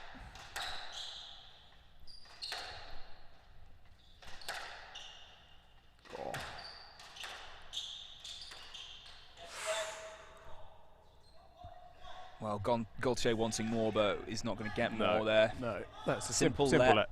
Simple let.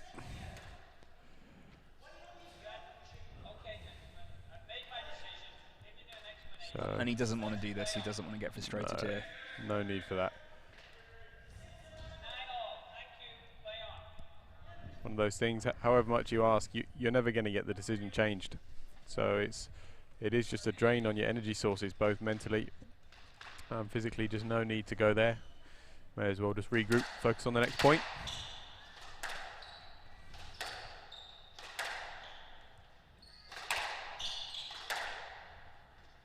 Oh, got a chance here. Line to the back. Oh, he's leathered it. And it's at a perfect width. Great combination there. Gawad finding a perfect line first into the back left corner. Yeah. Taking the boast early and hitting a perfect cross-court width. And got the fist pump out there from Gawad. Don't often see that, Nick. You don't. You don't. But and it Gawad just shows how much it means to him. Showing a little bit of emotion there, and it's fantastic to see. So let's see if he can close it out. He's got one chance before we head into the tie break. Tight work. Very tight work. Drop shot. No. Drop was high. The drop was high, and he's let Gaultier back in here.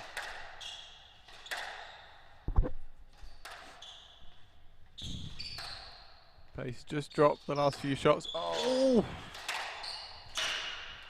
It's a punishing rally. Well, Gawad is scrambling here. He's going to do anything he can to stay in this rally. He's done well to tight. Oh! Could be a stroke. It's a stroke ball. And we're level at 2 games all. And with no video review available, that is going to be the decision. And it was the right decision. Yeah, indeed. leveling things up at 2 games all. Oh, I'm super excited, Nick. This really is turning into an epic battle. So that was a pretty intriguing 4th game there. Yeah, utilising with a big seesaw we saw at the start. Gawad going 5-1 down, and then making really good use of his time, his 2 minutes to regroup. We saw him back here backstage, just taking on some fluids and getting some advice from Mazen Hesham. Yeah. And whatever he said clearly worked. He came back on and won 4 straight points, leveling things up, and then stayed very strong towards the end of the game, closing it out 11-9. Yeah.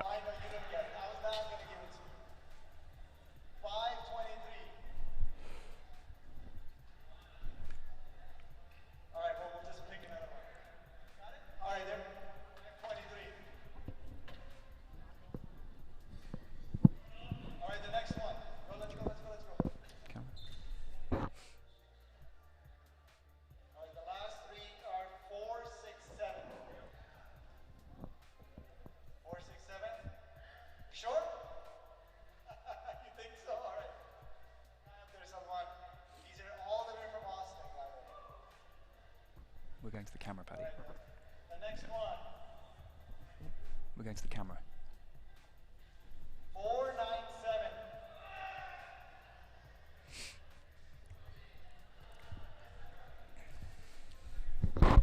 Ready? If you really want to win, I'm going to ignore you guys. 497. Welcome to Houston, Texas, and the 2017 hutkay.fit squash fight. A really unique format with a best of 7 games to win the match, and a huge $50,000 prize purse. And really this is heaven for all those squash fans around the world, because it's gone to 2 games all, and it looks like it's set to play out for at least another couple sets. Yeah. So Paddy, going into this 5th game, what do you think we can expect from these 2, well, current and former world champion? Yeah. Well, in the normal World Series professional format, they would know that they've only got 1 more game. Best of 5. If you win that 5th game, then you've won the match. But even if they do lose this game, they've still got another chance. So it's going to play out. Well, we'll see how it plays out. I mean, it's mentally and physically challenging and different for both players. They've both still got the extra 5-minute break, which they could use at the end of the next game. Gaultier still with his 2-minute breaks available, and Gawad's still with 1. He's got 1 left. Yep. So it's going to be intriguing. What an amazing format, and so great to be here in Houston, Texas for this really unique event staged by hutkay.fit and Jahanzeb Khan, doing great things to really kind of spice up the sport of squash with something a little bit different, and a format which is really quite enticing for the top players in the world. And the Nick Matthews and the Shawbaggies out there, we hope to see you here sometime soon, challenging for that $50,000, and it's going to be more next year. Yeah. And the way to do that is, the only way to become a challenger in the next squash fight is going to be to win the Houston Open, which is being held later on in 2017. So, yeah, if you're out there, Shawbaggi, watching, Nick Matthew, please do get your entries in. Could make quite a nice retirement present. Yeah, a nice little $50,000 check all the players out there next year. Yeah, get a few nice things with that.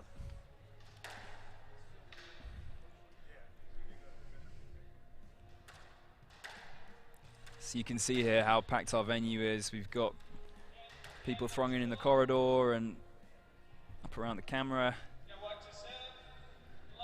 What a great atmosphere as we go into this 5th and not final game. No.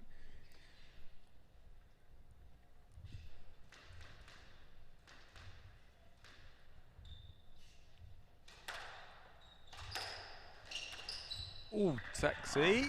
That's a positive start from Gawad. Yeah, we might have to get the minibus out there for Greg. Nice little hold there. Just held him on the tee and then flicked it across court.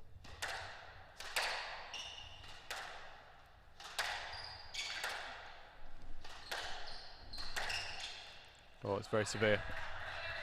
Found the nick on that forehand side.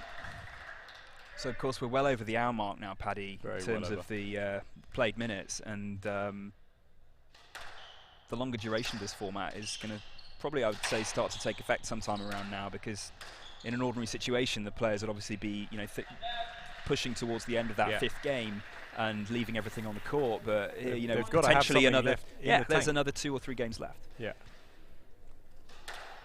So yeah, if you burn out at the end of the 5th game, then you're a little bit stuck for the 6th and 7th. So as we said, they may have adapted their training slightly. Yes, let. It's a simple let. No, you weren't not ready to play. Mike the Riley ball. just having a chat to the boys on court, just making sure there's no funny business. If he's hitting your Gawad racket, looking like he's you're about to too play the close guitar to there. it. You hit the ball right down the middle. Rami's a fan of that one. Yes, let. 1, 2.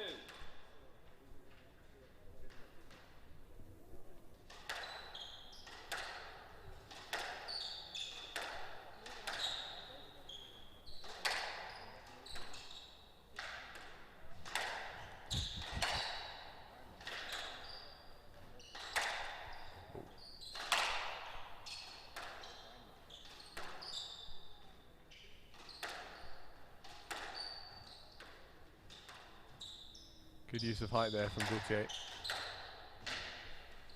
Not up.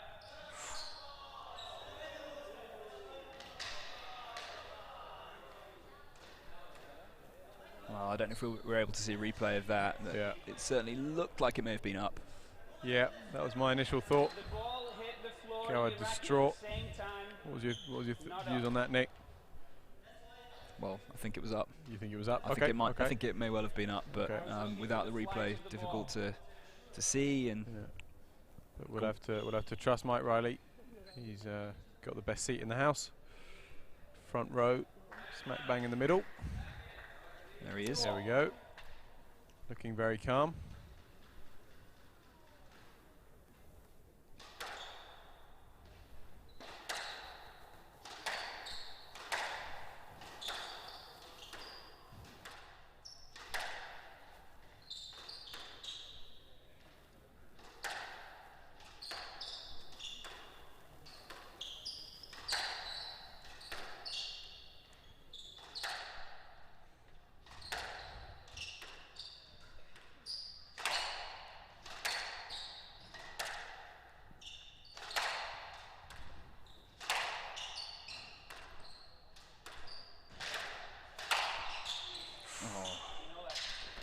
Well, it's great work from Gaultier there. He put the hard work in. And Flying into the back wall there. yeah. Just that lower left back, a little bit sore. Are you injured, Mr. Gaultier? So Mike Riley just checking on the status of Gaultier there. He doesn't want him to take a. I mean, they've got enough breaks between the two of them to not need to Indeed. take an overly long amount of time with the bumps and scrapes. But Doesn't run into you all the time. Only when you hit those average shots.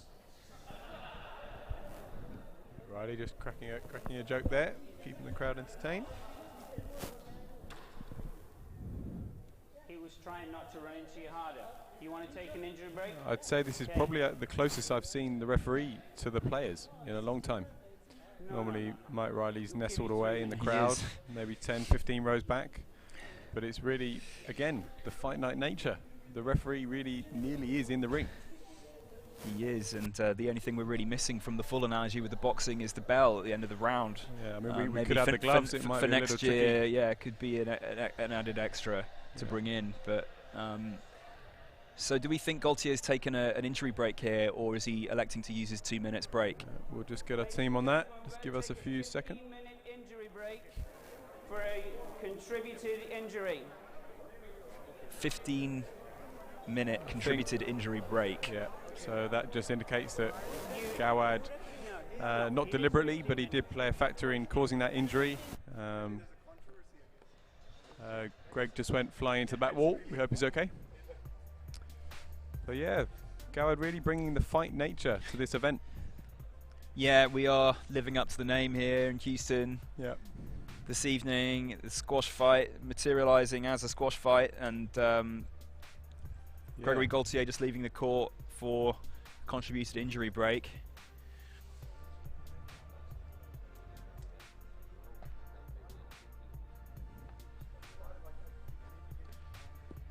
So Mike Riley just gone to have a quick chat with Gawad just to let him know what's happening and just to clear up any issues that may have caused that injury to be attained.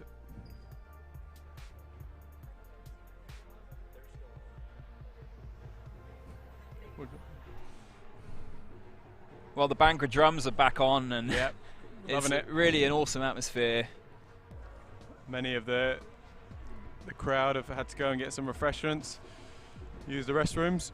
We've got Mike Riley actually joining us in the commentary box. He is showing us a few of his moves. Yeah, he's not happy at all. Yeah, he only gave us 2 words there, and they were not happy. We're also being getting mobbed in the commentary box. Blimey, it's crazy. Joined now by one of the principal sponsors of the event, Alfredo Villas from Novum Energy. He's done wonderful things for squash in Houston over the last few years, culminating in this really unique event, the squash fight, hutkay.fit squash fight 2017, with this record prize pot of $50,000, $30,000 going to the winner, and a not too shabby $20,000 going to the loser. Nice little paycheck there. Nice little payday, and Gaultier certainly looks like he's out for that payday. Yeah. As does Gawad in his own style. He's not. He doesn't have the jutting out chin, but you know he does have the machinery and the engine that he'll need to take him the full distance. Yeah.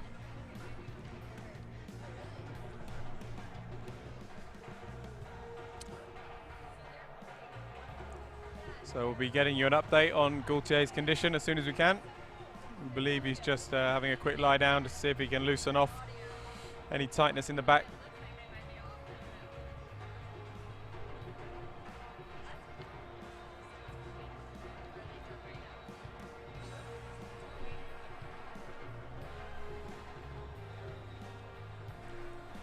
You want to switch us back? Camera? Hello and welcome to Houston, Texas. We are live at Lifetime Fitness for the squash fight. Quite an amazing new format devised by hutkay.fit and Jahanzeb Khan, bringing 2 world champions, one former, one current, together to compete over this incredible prize purse of $50,000. And the match so far is living up to expectations. Yeah, very much so. Game's tied at 2-all with Karim actually taking a slight lead in this 5th game. But again, I'm going to stick with my prediction. Gawad in 7. Nick, you were going for Gaultier in 6, I believe. I was, and I'm going to stick with my prediction. Okay. I'm going to have conviction over it, and yeah, I think that Gaultier's taken a little break here, and he's going to come back recharged and as hungry as ever. He's going to have those numbers and that dollar sign in his eyeballs, and he's going to be thirsting for blood. Yeah. So we've actually got Mazen Hesham here with us today. He's helping Gawad out. Come around here. We're going to be joining the commentary box. If he's going to, I'm not sure his entire hairstyle is going to fit in our 51-inch widescreen, but just about here he is. And Mazen, you've been talking to Gawad in between games, and what can you tell us about some of the advice that you've been giving him? How is he feeling? Well, he wasn't feeling the rhythm of the game and everything. So like sometimes I don't know what's really fast, what's really slow. He said like you have to get like to get between every point you play, between every shot you play, you have to hold like you just like play like a little late. Right. Swing like a little late. It's like Gaultier like keeps turning the ball around him like this, you know, like a lot of boosters. So, you know, there's no even like thinking what's he's doing. Right. So I don't know how much of that you could hear, viewers out there, but Mazen basically explaining that Gaultier is doing a pretty good job of breaking up the play and changing the pace quickly. Yeah. And Gawad not necessarily kind of keeping up with those changes. So Gawad needs to, in a sense, do what he can to break up the play and play at his own pace and his own rhythm. Yes, which I prefer like if you play like the medium pace, the slow pace. Because like Gaultier like the fast pace against this one. Right, and so far I'd say in the main Gaultier's been dictating the pace, and so Gawad needs to do what he can to slow it down. But again, Gawad doing what he does best. He's still in it. Even though he's not dictating the pace, he's still in it at 2 games all, and he's got a lead in this 3rd game. I don't know if the Bangla drums are still going, so we're not back on court yet, but maybe Mazen could just turn around and show you who he's supporting for those of you who are probably no may not be aware. There's There's no surprises, and he'll be waving one of these. Yeah, so we've got the Egyptian flag there. So no surprises really. I've sort of, as a token European, got my French flag here, and although I'm clearly have to stay impartial, but we're really excited here. The atmosphere is like some sort of carnival. We've got the Bangla drums going next door. There's a DJ. All the dignitaries of the Houston squash scene are here. Mazen Hesham's here. All the guys from hutkay.fit that are working with Jahanzeb Khan are here. Obviously, Amanda Sobey recently being signed to the brand. And obviously Gawad too, recent world champions. Great for their profile. So the drums are still going on. Just one question for you, Hesham. We know you've had a recent injury and you've come back very strong from that. I've seen you back on court. When can we expect to see you back on the tour? Well, depends on how my body responds, So I'm just waiting on it, and just taking step by step. I don't want to rush it or anything because I've been out for so long already. Yeah. Okay, so probably maybe mid-March, April. Okay, so we'll have some very excited squash fans when we do see you back on Squash TV. The most viewed squash player on Squash TV, the Black Falcon, who's here with us right now in the commentary booth, hopefully returning to the PSA World Tour March, April. We'll see. So yeah, we wish you the best of luck with your recovery. Thank you so much for having me, and wish you luck for the coming few hours. And it really could be a few hours. So I think yeah, great. Thanks. See ya. Well, thank you. That was Mazen Hesham joining us in the box. He is talking to Karim Abdel Gawad in between games, giving him his take on what he should do to weather the Gaultier storm and take this thing into 6 or 7 games. Total playing time well beyond an hour 15 now. And I'd say we're nearing the hour and a half. We'll get commentary team on that. We'll get the exact figure to you as soon as we can. This is an extended break, isn't it, Paddy? But it's not one of our official breaks. So after all that, they've got all the special breaks, and he goes and gets injured. So maybe he's trying to make a point. But we hope to see them back on court in the next few minutes. Yeah. We'll just get a status update on Gaultier if we could. Gregory not electing to take any of his available breaks yet, and I'm sure in a way it would be quite difficult to remember that those are available when you've played the same format of match for year after year after year on the tour, and all of a sudden being plunged into a new format and having to adjust is not going to be the easiest thing to do. And we saw Gawad using the additional break quite effectively. Very, very effectively. It helped him basically clinch the 4th game. I've just had a notification from Mike Riley that they've got about 3.5 minutes left until that 15 minutes is up.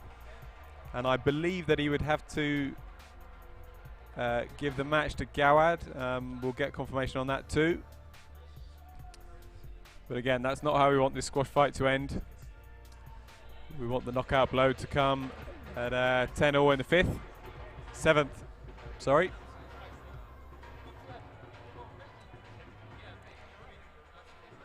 So Gawad is actually just back on court here, staying warm. Difficult with a break. It's 15 minutes long to obviously stay warm and stay in the moment and present. And what you don't want to do is come off court and sit down and warm down. You want to try and stay present, and Gawad just coming back on court. And yeah.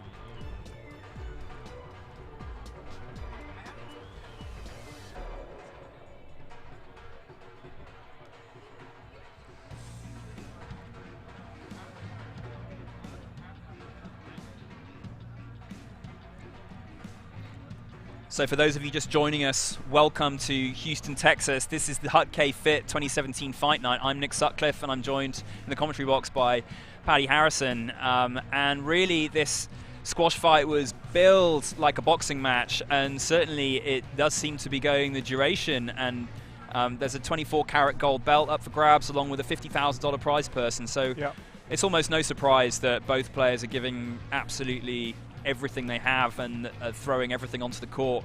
Is it, Paddy? No surprise at all. They both want that big check big payday today, and it's also telling us that it's equivalent and potentially even more than winning some of the biggest events on the World Tour. So, and that's for just winning one match. So you haven't got to go through the rounds. It's just a one-off evening, and the winner takes all. Indeed, and that's why, as we said at the start, you know, the last thing we expected was for an exhibition-style start to this match. We really saw very high-quality squash from the outset. Yeah. So I believe that Gaultier is probably in the last minute, potentially 2 minutes of that injury break. I really hope we have him back on court. I'm sure Mike Riley will just be checking up on him now. Oh, 15 seconds.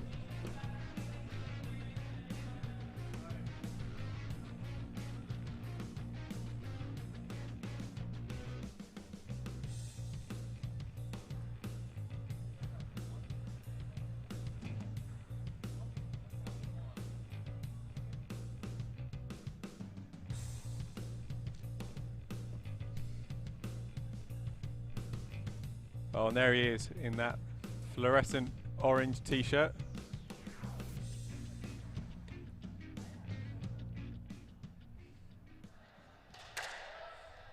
See how he's hitting the ball.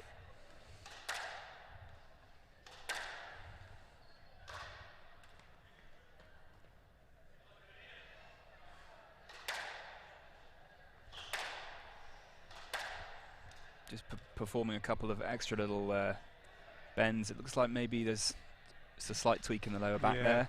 Lower left back. 3-2. He looks like he's going to be okay. He's opted to take his calf skins off.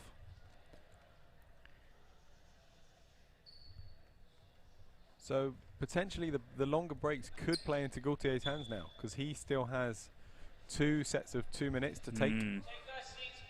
And he also has a 5-minute break that he could take at the end of this game or at the end of the 6th game. So that would give him a little bit of extra time. Maybe he can get some massage on his back just to keep him loose and get him through the potentially another, well, 45 minutes, an hour of squash.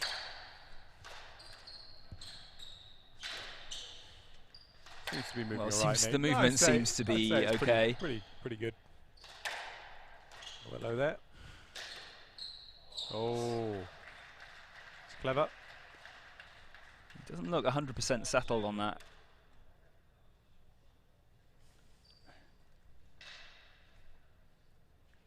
I'm sure he'll have the TOC in the back of his mind too.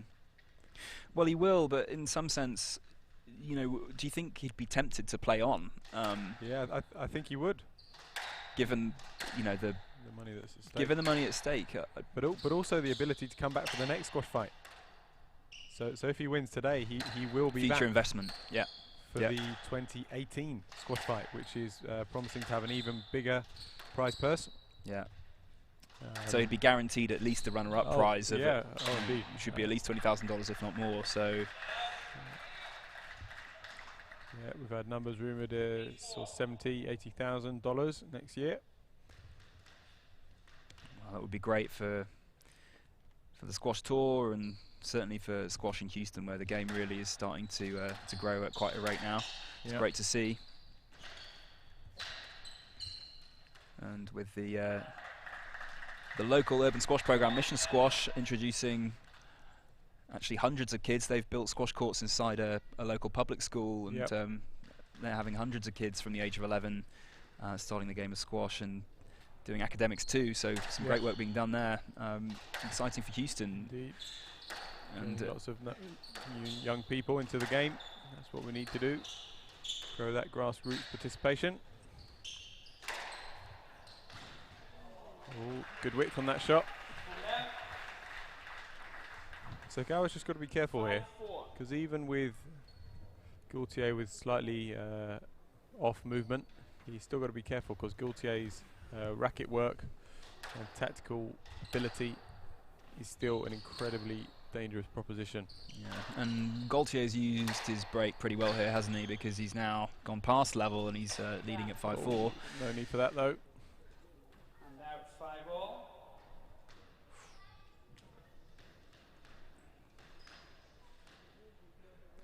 That front left's been a pretty key area in this match, wouldn't you say, Nick? I would say that. Thank you, yeah. Thanks very much.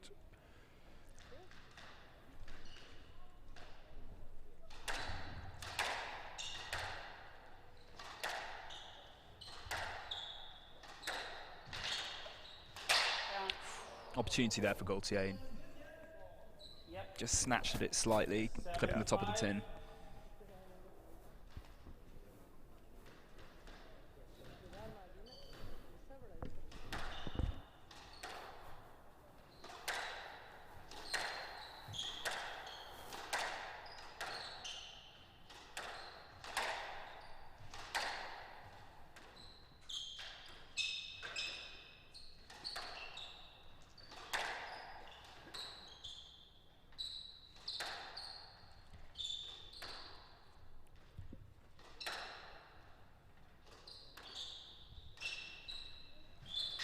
It's a clever angle there from Gawad, and Incredible Gaultier did amazingly well to stay in that, but in the end Gawad just punching that ball straight into the open space. Yeah.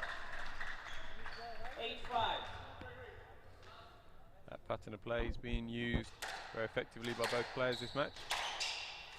Working that ball into the front corners, getting a loose ball and sticking it straight down the line. Oh, it's incredible. That's an amazing retrieval from Gawad, who... But he would have had him. You got that. 9-5. So Gawad's pulled ahead slightly here. 9-5 lead in the 5th game. So do you think if Gaultier were to lose this, he would take the 8-minute gap? We shall see. Yeah, it might be wise. Get a bit of treatment on his lower left back. Come back fighting in the 6th. Boys just having a little bit of a chat.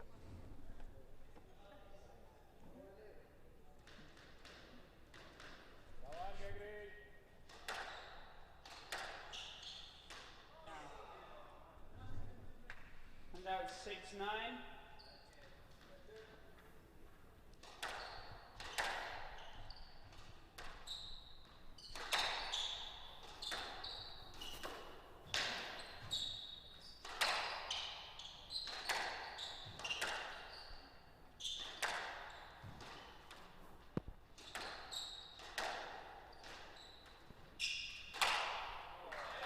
Well, Gaultier letting that one go, Yeah.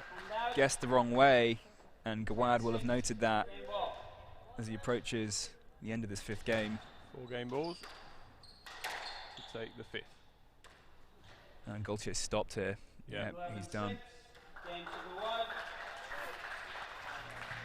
Gawad leads.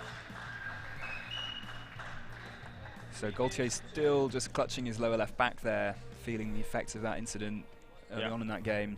We take him 3-minute break plus 5 minutes, total of 8 minutes. So yeah, he's done it. So Gaultier is electing to make use of his 8-minute break in the end of this 5th game here, which is just going to give him some extra time to recover, maybe get a little bit of ice onto that back. Yeah. Well, he may opt to keep it warm. Or maybe keep it warm, yeah. That's a pretty substantial amount of time. We'll be staying with you through that. Just coming up to 20-7 Houston time.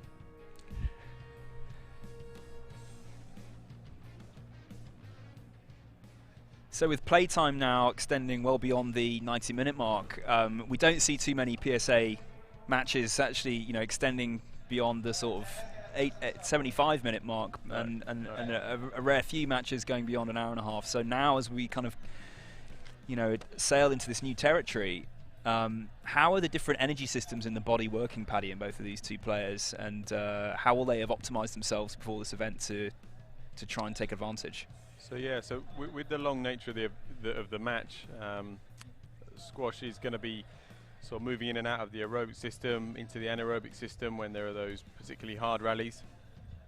These guys are incredibly well conditioned. Gawad and Gaultier both got some serious engines on them, but at the same time they need to be incredibly powerful, and they can't stop being powerful after the first game, otherwise it's gonna game over. So yeah, they'll be moving in and out of the aerobic and anaerobic zones, but still at the same time those incredibly explosive movements. And their training will comprise of training all the energy systems. So they might have some long, tough sessions, bike intervals, or sets of 400 meters on the track, combined with maybe some pressure sessions from their coaches, some intense ghosting sessions, and then at the other end of the spectrum, they'll have some plyometrics, some strength sessions, where they'll be in the gym setting. But yeah, both players really at the top of their physical game.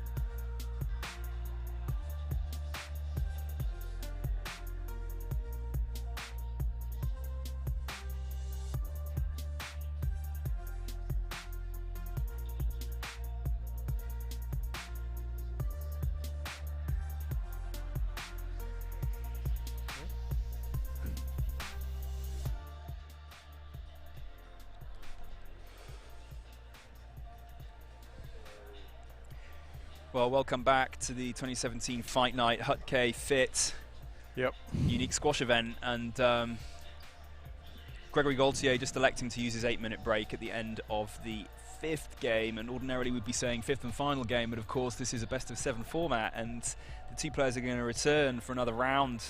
Potentially 2 rounds, Nick. Potentially 2 rounds, and I have to say we here in the commentary box have almost exhausted our supply of Cliff Bars, bananas, Lucasade, Gatorade, tea, iced tea, pretty much every beverage you can name, and we non-alcoholic. Yeah, make that clear. Non-alcoholic. No beers or any wine here.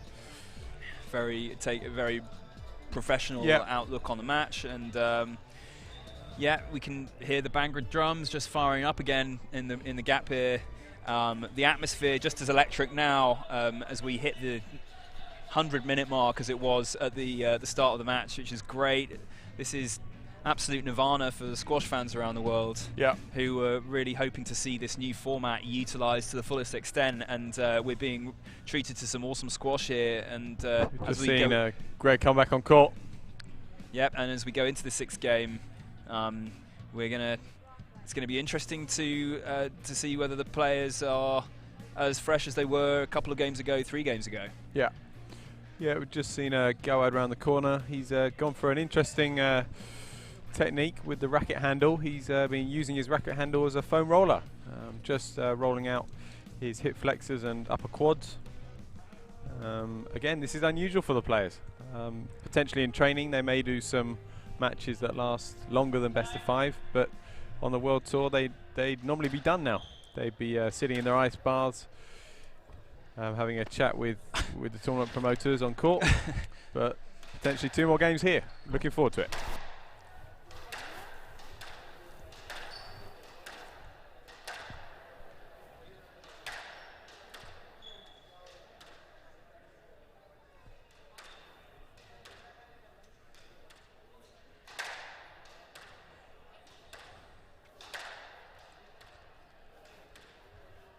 So this event being held at the Lifetime Club here in City Center, Houston, Texas. One of over 100 clubs across America. We've got a great tour running for the squash pros, both junior and an adult tour. And this hutkay Squash Fight 2017 will be back again next year for the 2018 edition. With it'll be bigger and better, more money.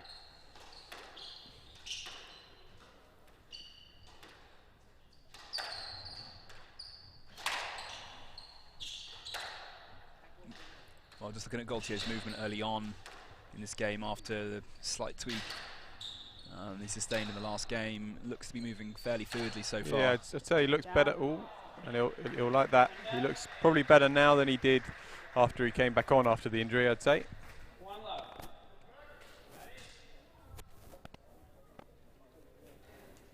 Gawad just tying his shoes up.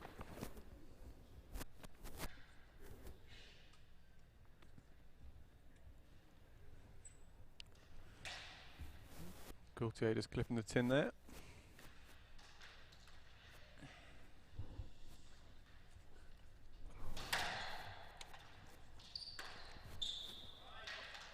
Well, it's a beautiful drop, but we didn't see perhaps Gaultier stretching out to that ball as we might have done.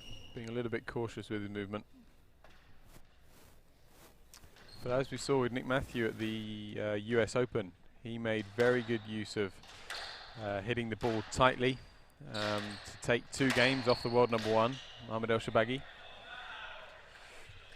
Even what's your point there, Paddy? With reduced ability to even move, though he had a slight issue with his upper adductor hamstring area, he managed to take 2 games, which is incredibly impressive, even with the pace of play and the hardness of the hitting of Shorbagy. Oh, it's nice work there. Well, Gawad putting in the trickle boast, but not a huge amount of effort there from Gaultier to move to the ball. No. So worrying signs for Gaultier at the start of the 6th game. Just to confirm, if Gawad does win this game, he will be taking the match. 4 games to 2. And you can see the body language of Gaultier here. Not looking happy. No.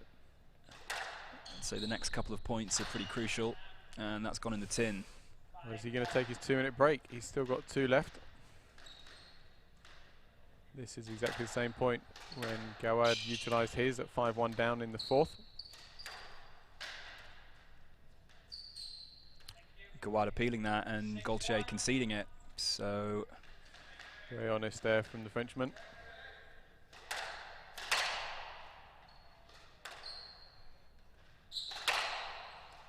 Oh, he's let it rip there. Gaultier injecting some pace into that forehand kill from the back of the court, bouncing twice before Gawad even got a look in.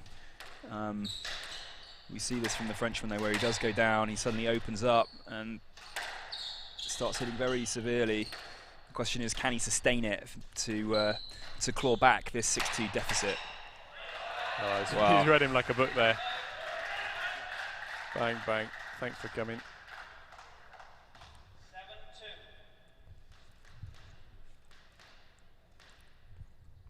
5-point cushion. That's 7-2 in the 6th game.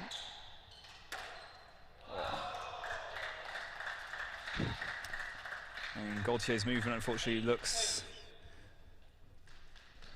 weary here, Paddy. Yeah. Maybe sustain a slight tweak in that last game. And he's just about hanging in here. But wow! Oh, nicely straight in there. Once again, another point being won from straightening at the front of the court. Ooh, lob serve.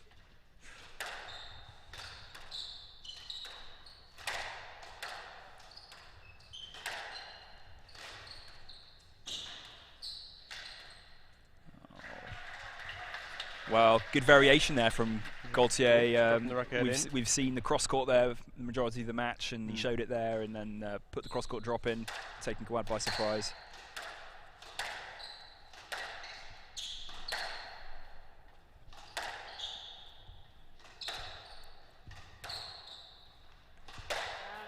Gawad's just got to be careful here. There's a couple more points and Gaultier may just push through the pain and could maybe sneak this 6th game. And then it's all to play for in the last. With $10,000 on the line, $30,000 for the winner, $20,000 for the runner-up. Well, he's found a perfect length there in the back corner, and all of a sudden, Gaultier is nearly back in contention in this 6th game.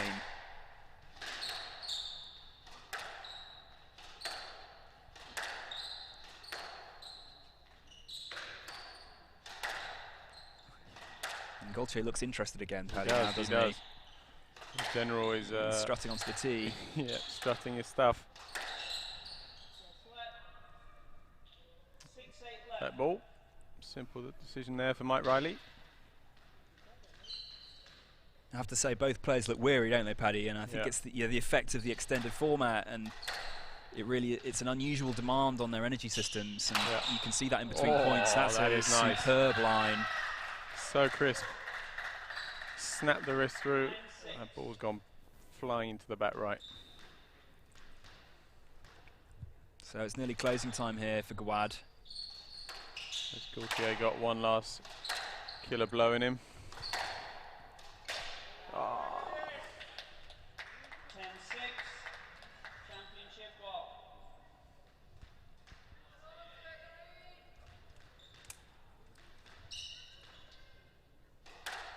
There we go. 4 match balls for Gawad.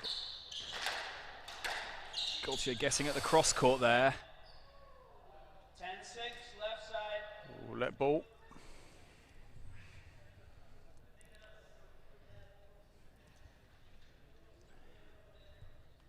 Well,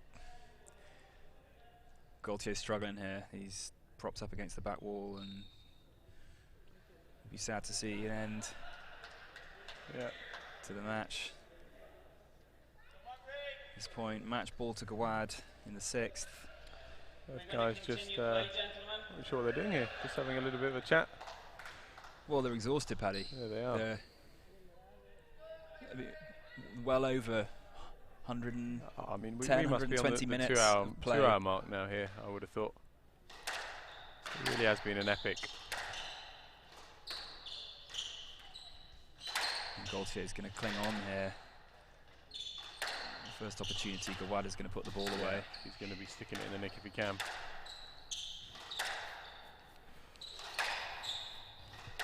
So he's got a bit of a spring in his step. And 7-10. Championship ball.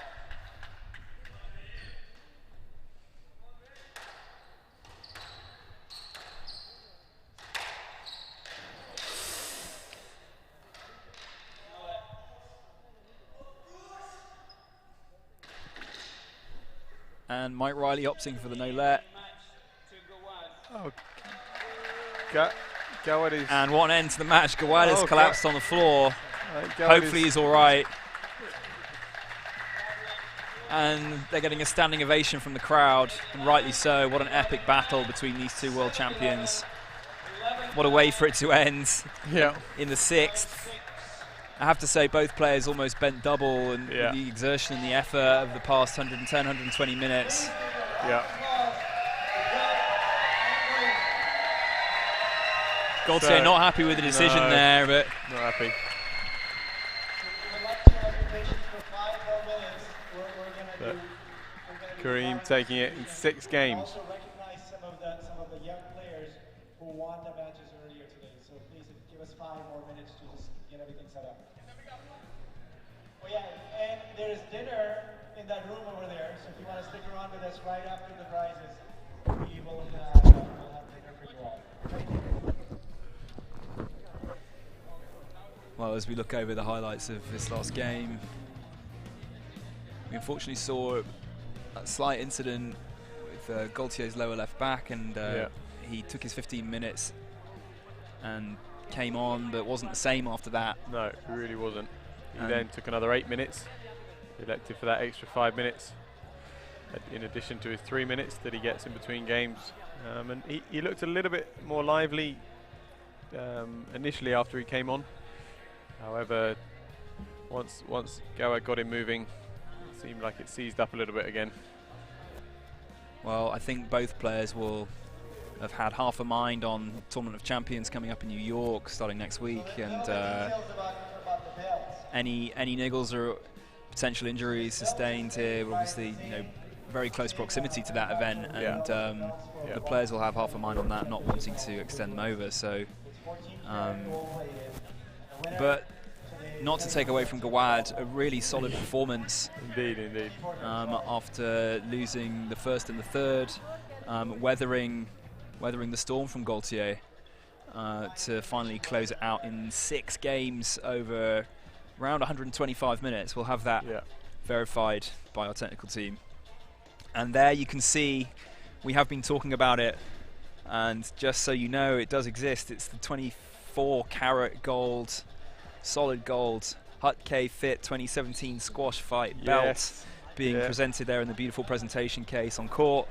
That is going to get awarded to Gawad. We'll still have to see whether he decides to rock that over the shoulder or around the waist, or just clench it between his teeth, or see what he does with it. It's kind of unknown territory for squash players, and you can just see there the promoter Jahanzev Khan, who will be thrilled with how this event has gone, and looking forward already probably to next year and a bigger prize pot.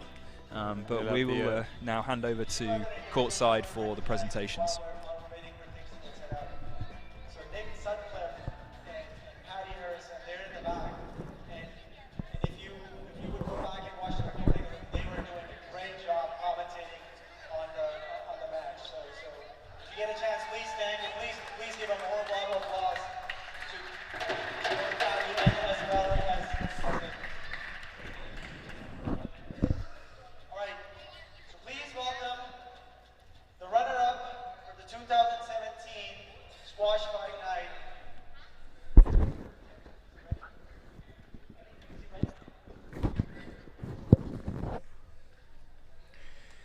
And there is Alfredo Villas, President and CEO of Novum Energy, to present the 2 checks, one for $30,000 to the winner and one for $20,000 to the runner-up, alongside the belt. Squash fight, world number 3, Gregory Gaultier.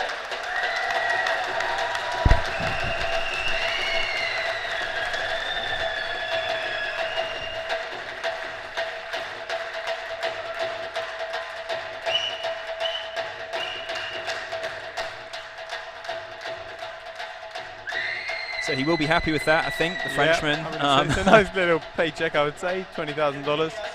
It's a good afternoon's work. He will have to make sure he's okay, that he recovers fully, ready for next week in New York. Yeah. Believe he's the number 3 seed for that tournament. So he'll be hoping to upset both Gawad and Nick Matthew and El Shabaghi in that tournament, the top 4 seeds. Yeah, well, it's always a good experience. Unfortunately, I didn't feel great after 2-3 games when I got hit in the back. I hope I've got nothing serious. Yeah. So what do you think about this place, the game, and what do you think of the crowd? Yeah, the crowd was amazing. It was good atmosphere. I'm really thankful to you guys to have come today.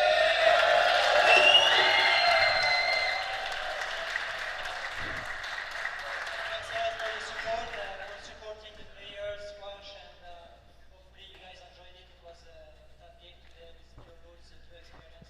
Thanks so much, hutkay, for the trust into the players and for bringing this new kind of challenge. And really thankful to this new team I belong to, and hopefully they're going to do some great things in the future. Thanks so much, everybody. Thank you very much. We hope you feel better. All right.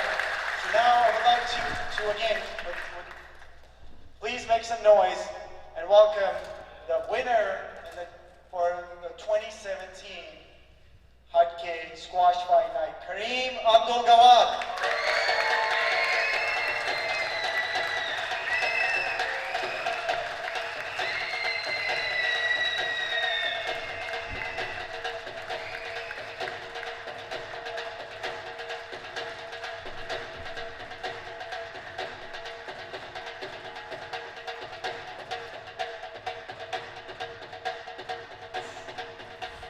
So here it is. This is the moment we've been waiting for. The presentation of the 24-karat gold belt. One more time. Karim Abdel Gawad. And he's just getting some advice there from the promoter on what he to do with lifted it above his head. He's gone for the lift, the straight lift. Oh. And he's, Yes, there it is. He's gone for the over the shoulder. Love it. Just taking some time to adjust there, but So Karim, you've been here to Houston before, and people know you very, very well. How do you feel by winning this match? I mean, yes, I came here in Houston a year and a half ago, and unfortunately I never had the chance to join the Houston PSA Open this year. And I know how supportive the people are, and I know since last year, I know that here in Houston I have a second family, second house, so I really enjoy coming here every year, and I really enjoy playing here in front of these people. And of course, playing this match today is like it's a great idea for squash. We need more creative ideas to move squash forward, and we need these kind of stuff like more than once a year, and many more ideas also. So thanks to Ali, Jans, Shah, everyone who came up with this idea, and hopefully in the next month they will come up with new ideas. Right, great. So you've had an amazing run in the last 6 months or so. World Championship, you won the Pyramid Open, you also were runner-up in Hong Kong, and now you're going to the Tournament of Champions, my understanding, next week. So how are you feeling, winning this match, and what we, Houston, your fans, have to look forward to in the next 6 months from you? Well, yeah, I had a great run the last few months, and I think when I came up from the off-season, I trained really hard in the off-season, and I wanted to change some critical points in my performance, in my fitness, and my squash. So I worked really hard, and I'm really happy that I managed to do really well in the last few months, and I really want also to keep this up and keep doing well. So yes, I had the tournament of champions at the TOC next week,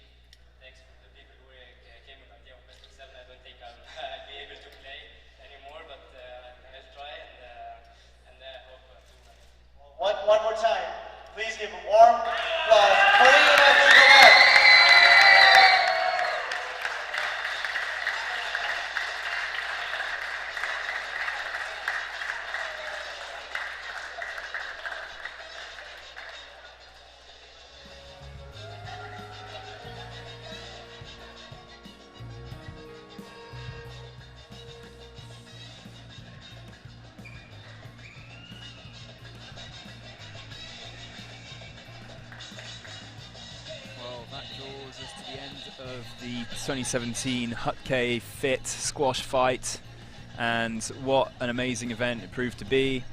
Thank you for joining us on what was a long and epic voyage, and I'm glad we all got through it together. I'm Nick Sutcliffe, and this is Paddy Harrison. We're just actually going back to courtside for a couple of last-minute announcements. So please give your loudest applause for Jahazeb Khan for organizing this event. So our MC just thanking Jahazeb Khan, the promoter there. He's done a fantastic job with this format. For hutkay.fit to make all of this possible. It took a lot of effort, a lot of coordination. The people who play here would know that we had to make changes to the court to accommodate all of this. So please, we really appreciate all of your support for coming out here today in large numbers. Thank you very much, and we hope you have a wonderful day. Oh yeah, so the dinner is in that room over there. So if anybody want to please join us for the dinner on the room on the right hand side. Oh yeah. So Jahazeb just reminded me, I should have mentioned that earlier. So one of your other key sponsors, Novum Energy, because of their support, we were able to put all this together. So please, if you could give one more time, if I'm going to bother you, for applause for Novum Energy. Thank you very much. So there we go. That brings us to the end of our live broadcast here from Houston, Texas, and the 2017 hutkay.fit squash fight. What an epic battle it was, Paddy. Yep, I really enjoyed that battle. Shame that Gaultier had to kind of slow up at the end, but those first 5 games were a really epic battle, and we saw some of those breaks being used, that unique format that hutkay have brought to the table, and I'm really looking forward to coming back next year. So we will see the winner of the Houston Open will be challenging Karim Abdel Gawad for an even bigger and better event with a bigger prize pot, and we'll have another gold belt waiting for them. Yeah, it's great to see that creativity of the new format being used here, a really innovative format of the best of 7 games and a huge prize purse for only a single match. And certainly it spiced up the world squash calendar this year, and I'm sure it's going to do the same again next year. So thanks again to the viewers all around the world. I've been Nick Sutcliffe, and he's been Paddy Harrison. Yep. Thanks to US Squash for helping us with the live stream. The guys back here have been superb. Thank you to all of the sponsors of this event. The Citizen Foundation, who do great things for education in Pakistan, T-Mobile, Lifetime Squash, Psychiatry, Children's Psychiatry Philadelphia, Legend Healthcare, and of course Novum Energy, the title sponsor. Thanks to hutkay.fit, who originated this event and came up with the idea and the formula. What a great idea, and we hope to see it run for many years to come. So again, thanks so much from us. Thank you. And enjoy the rest of your evening. See you next year.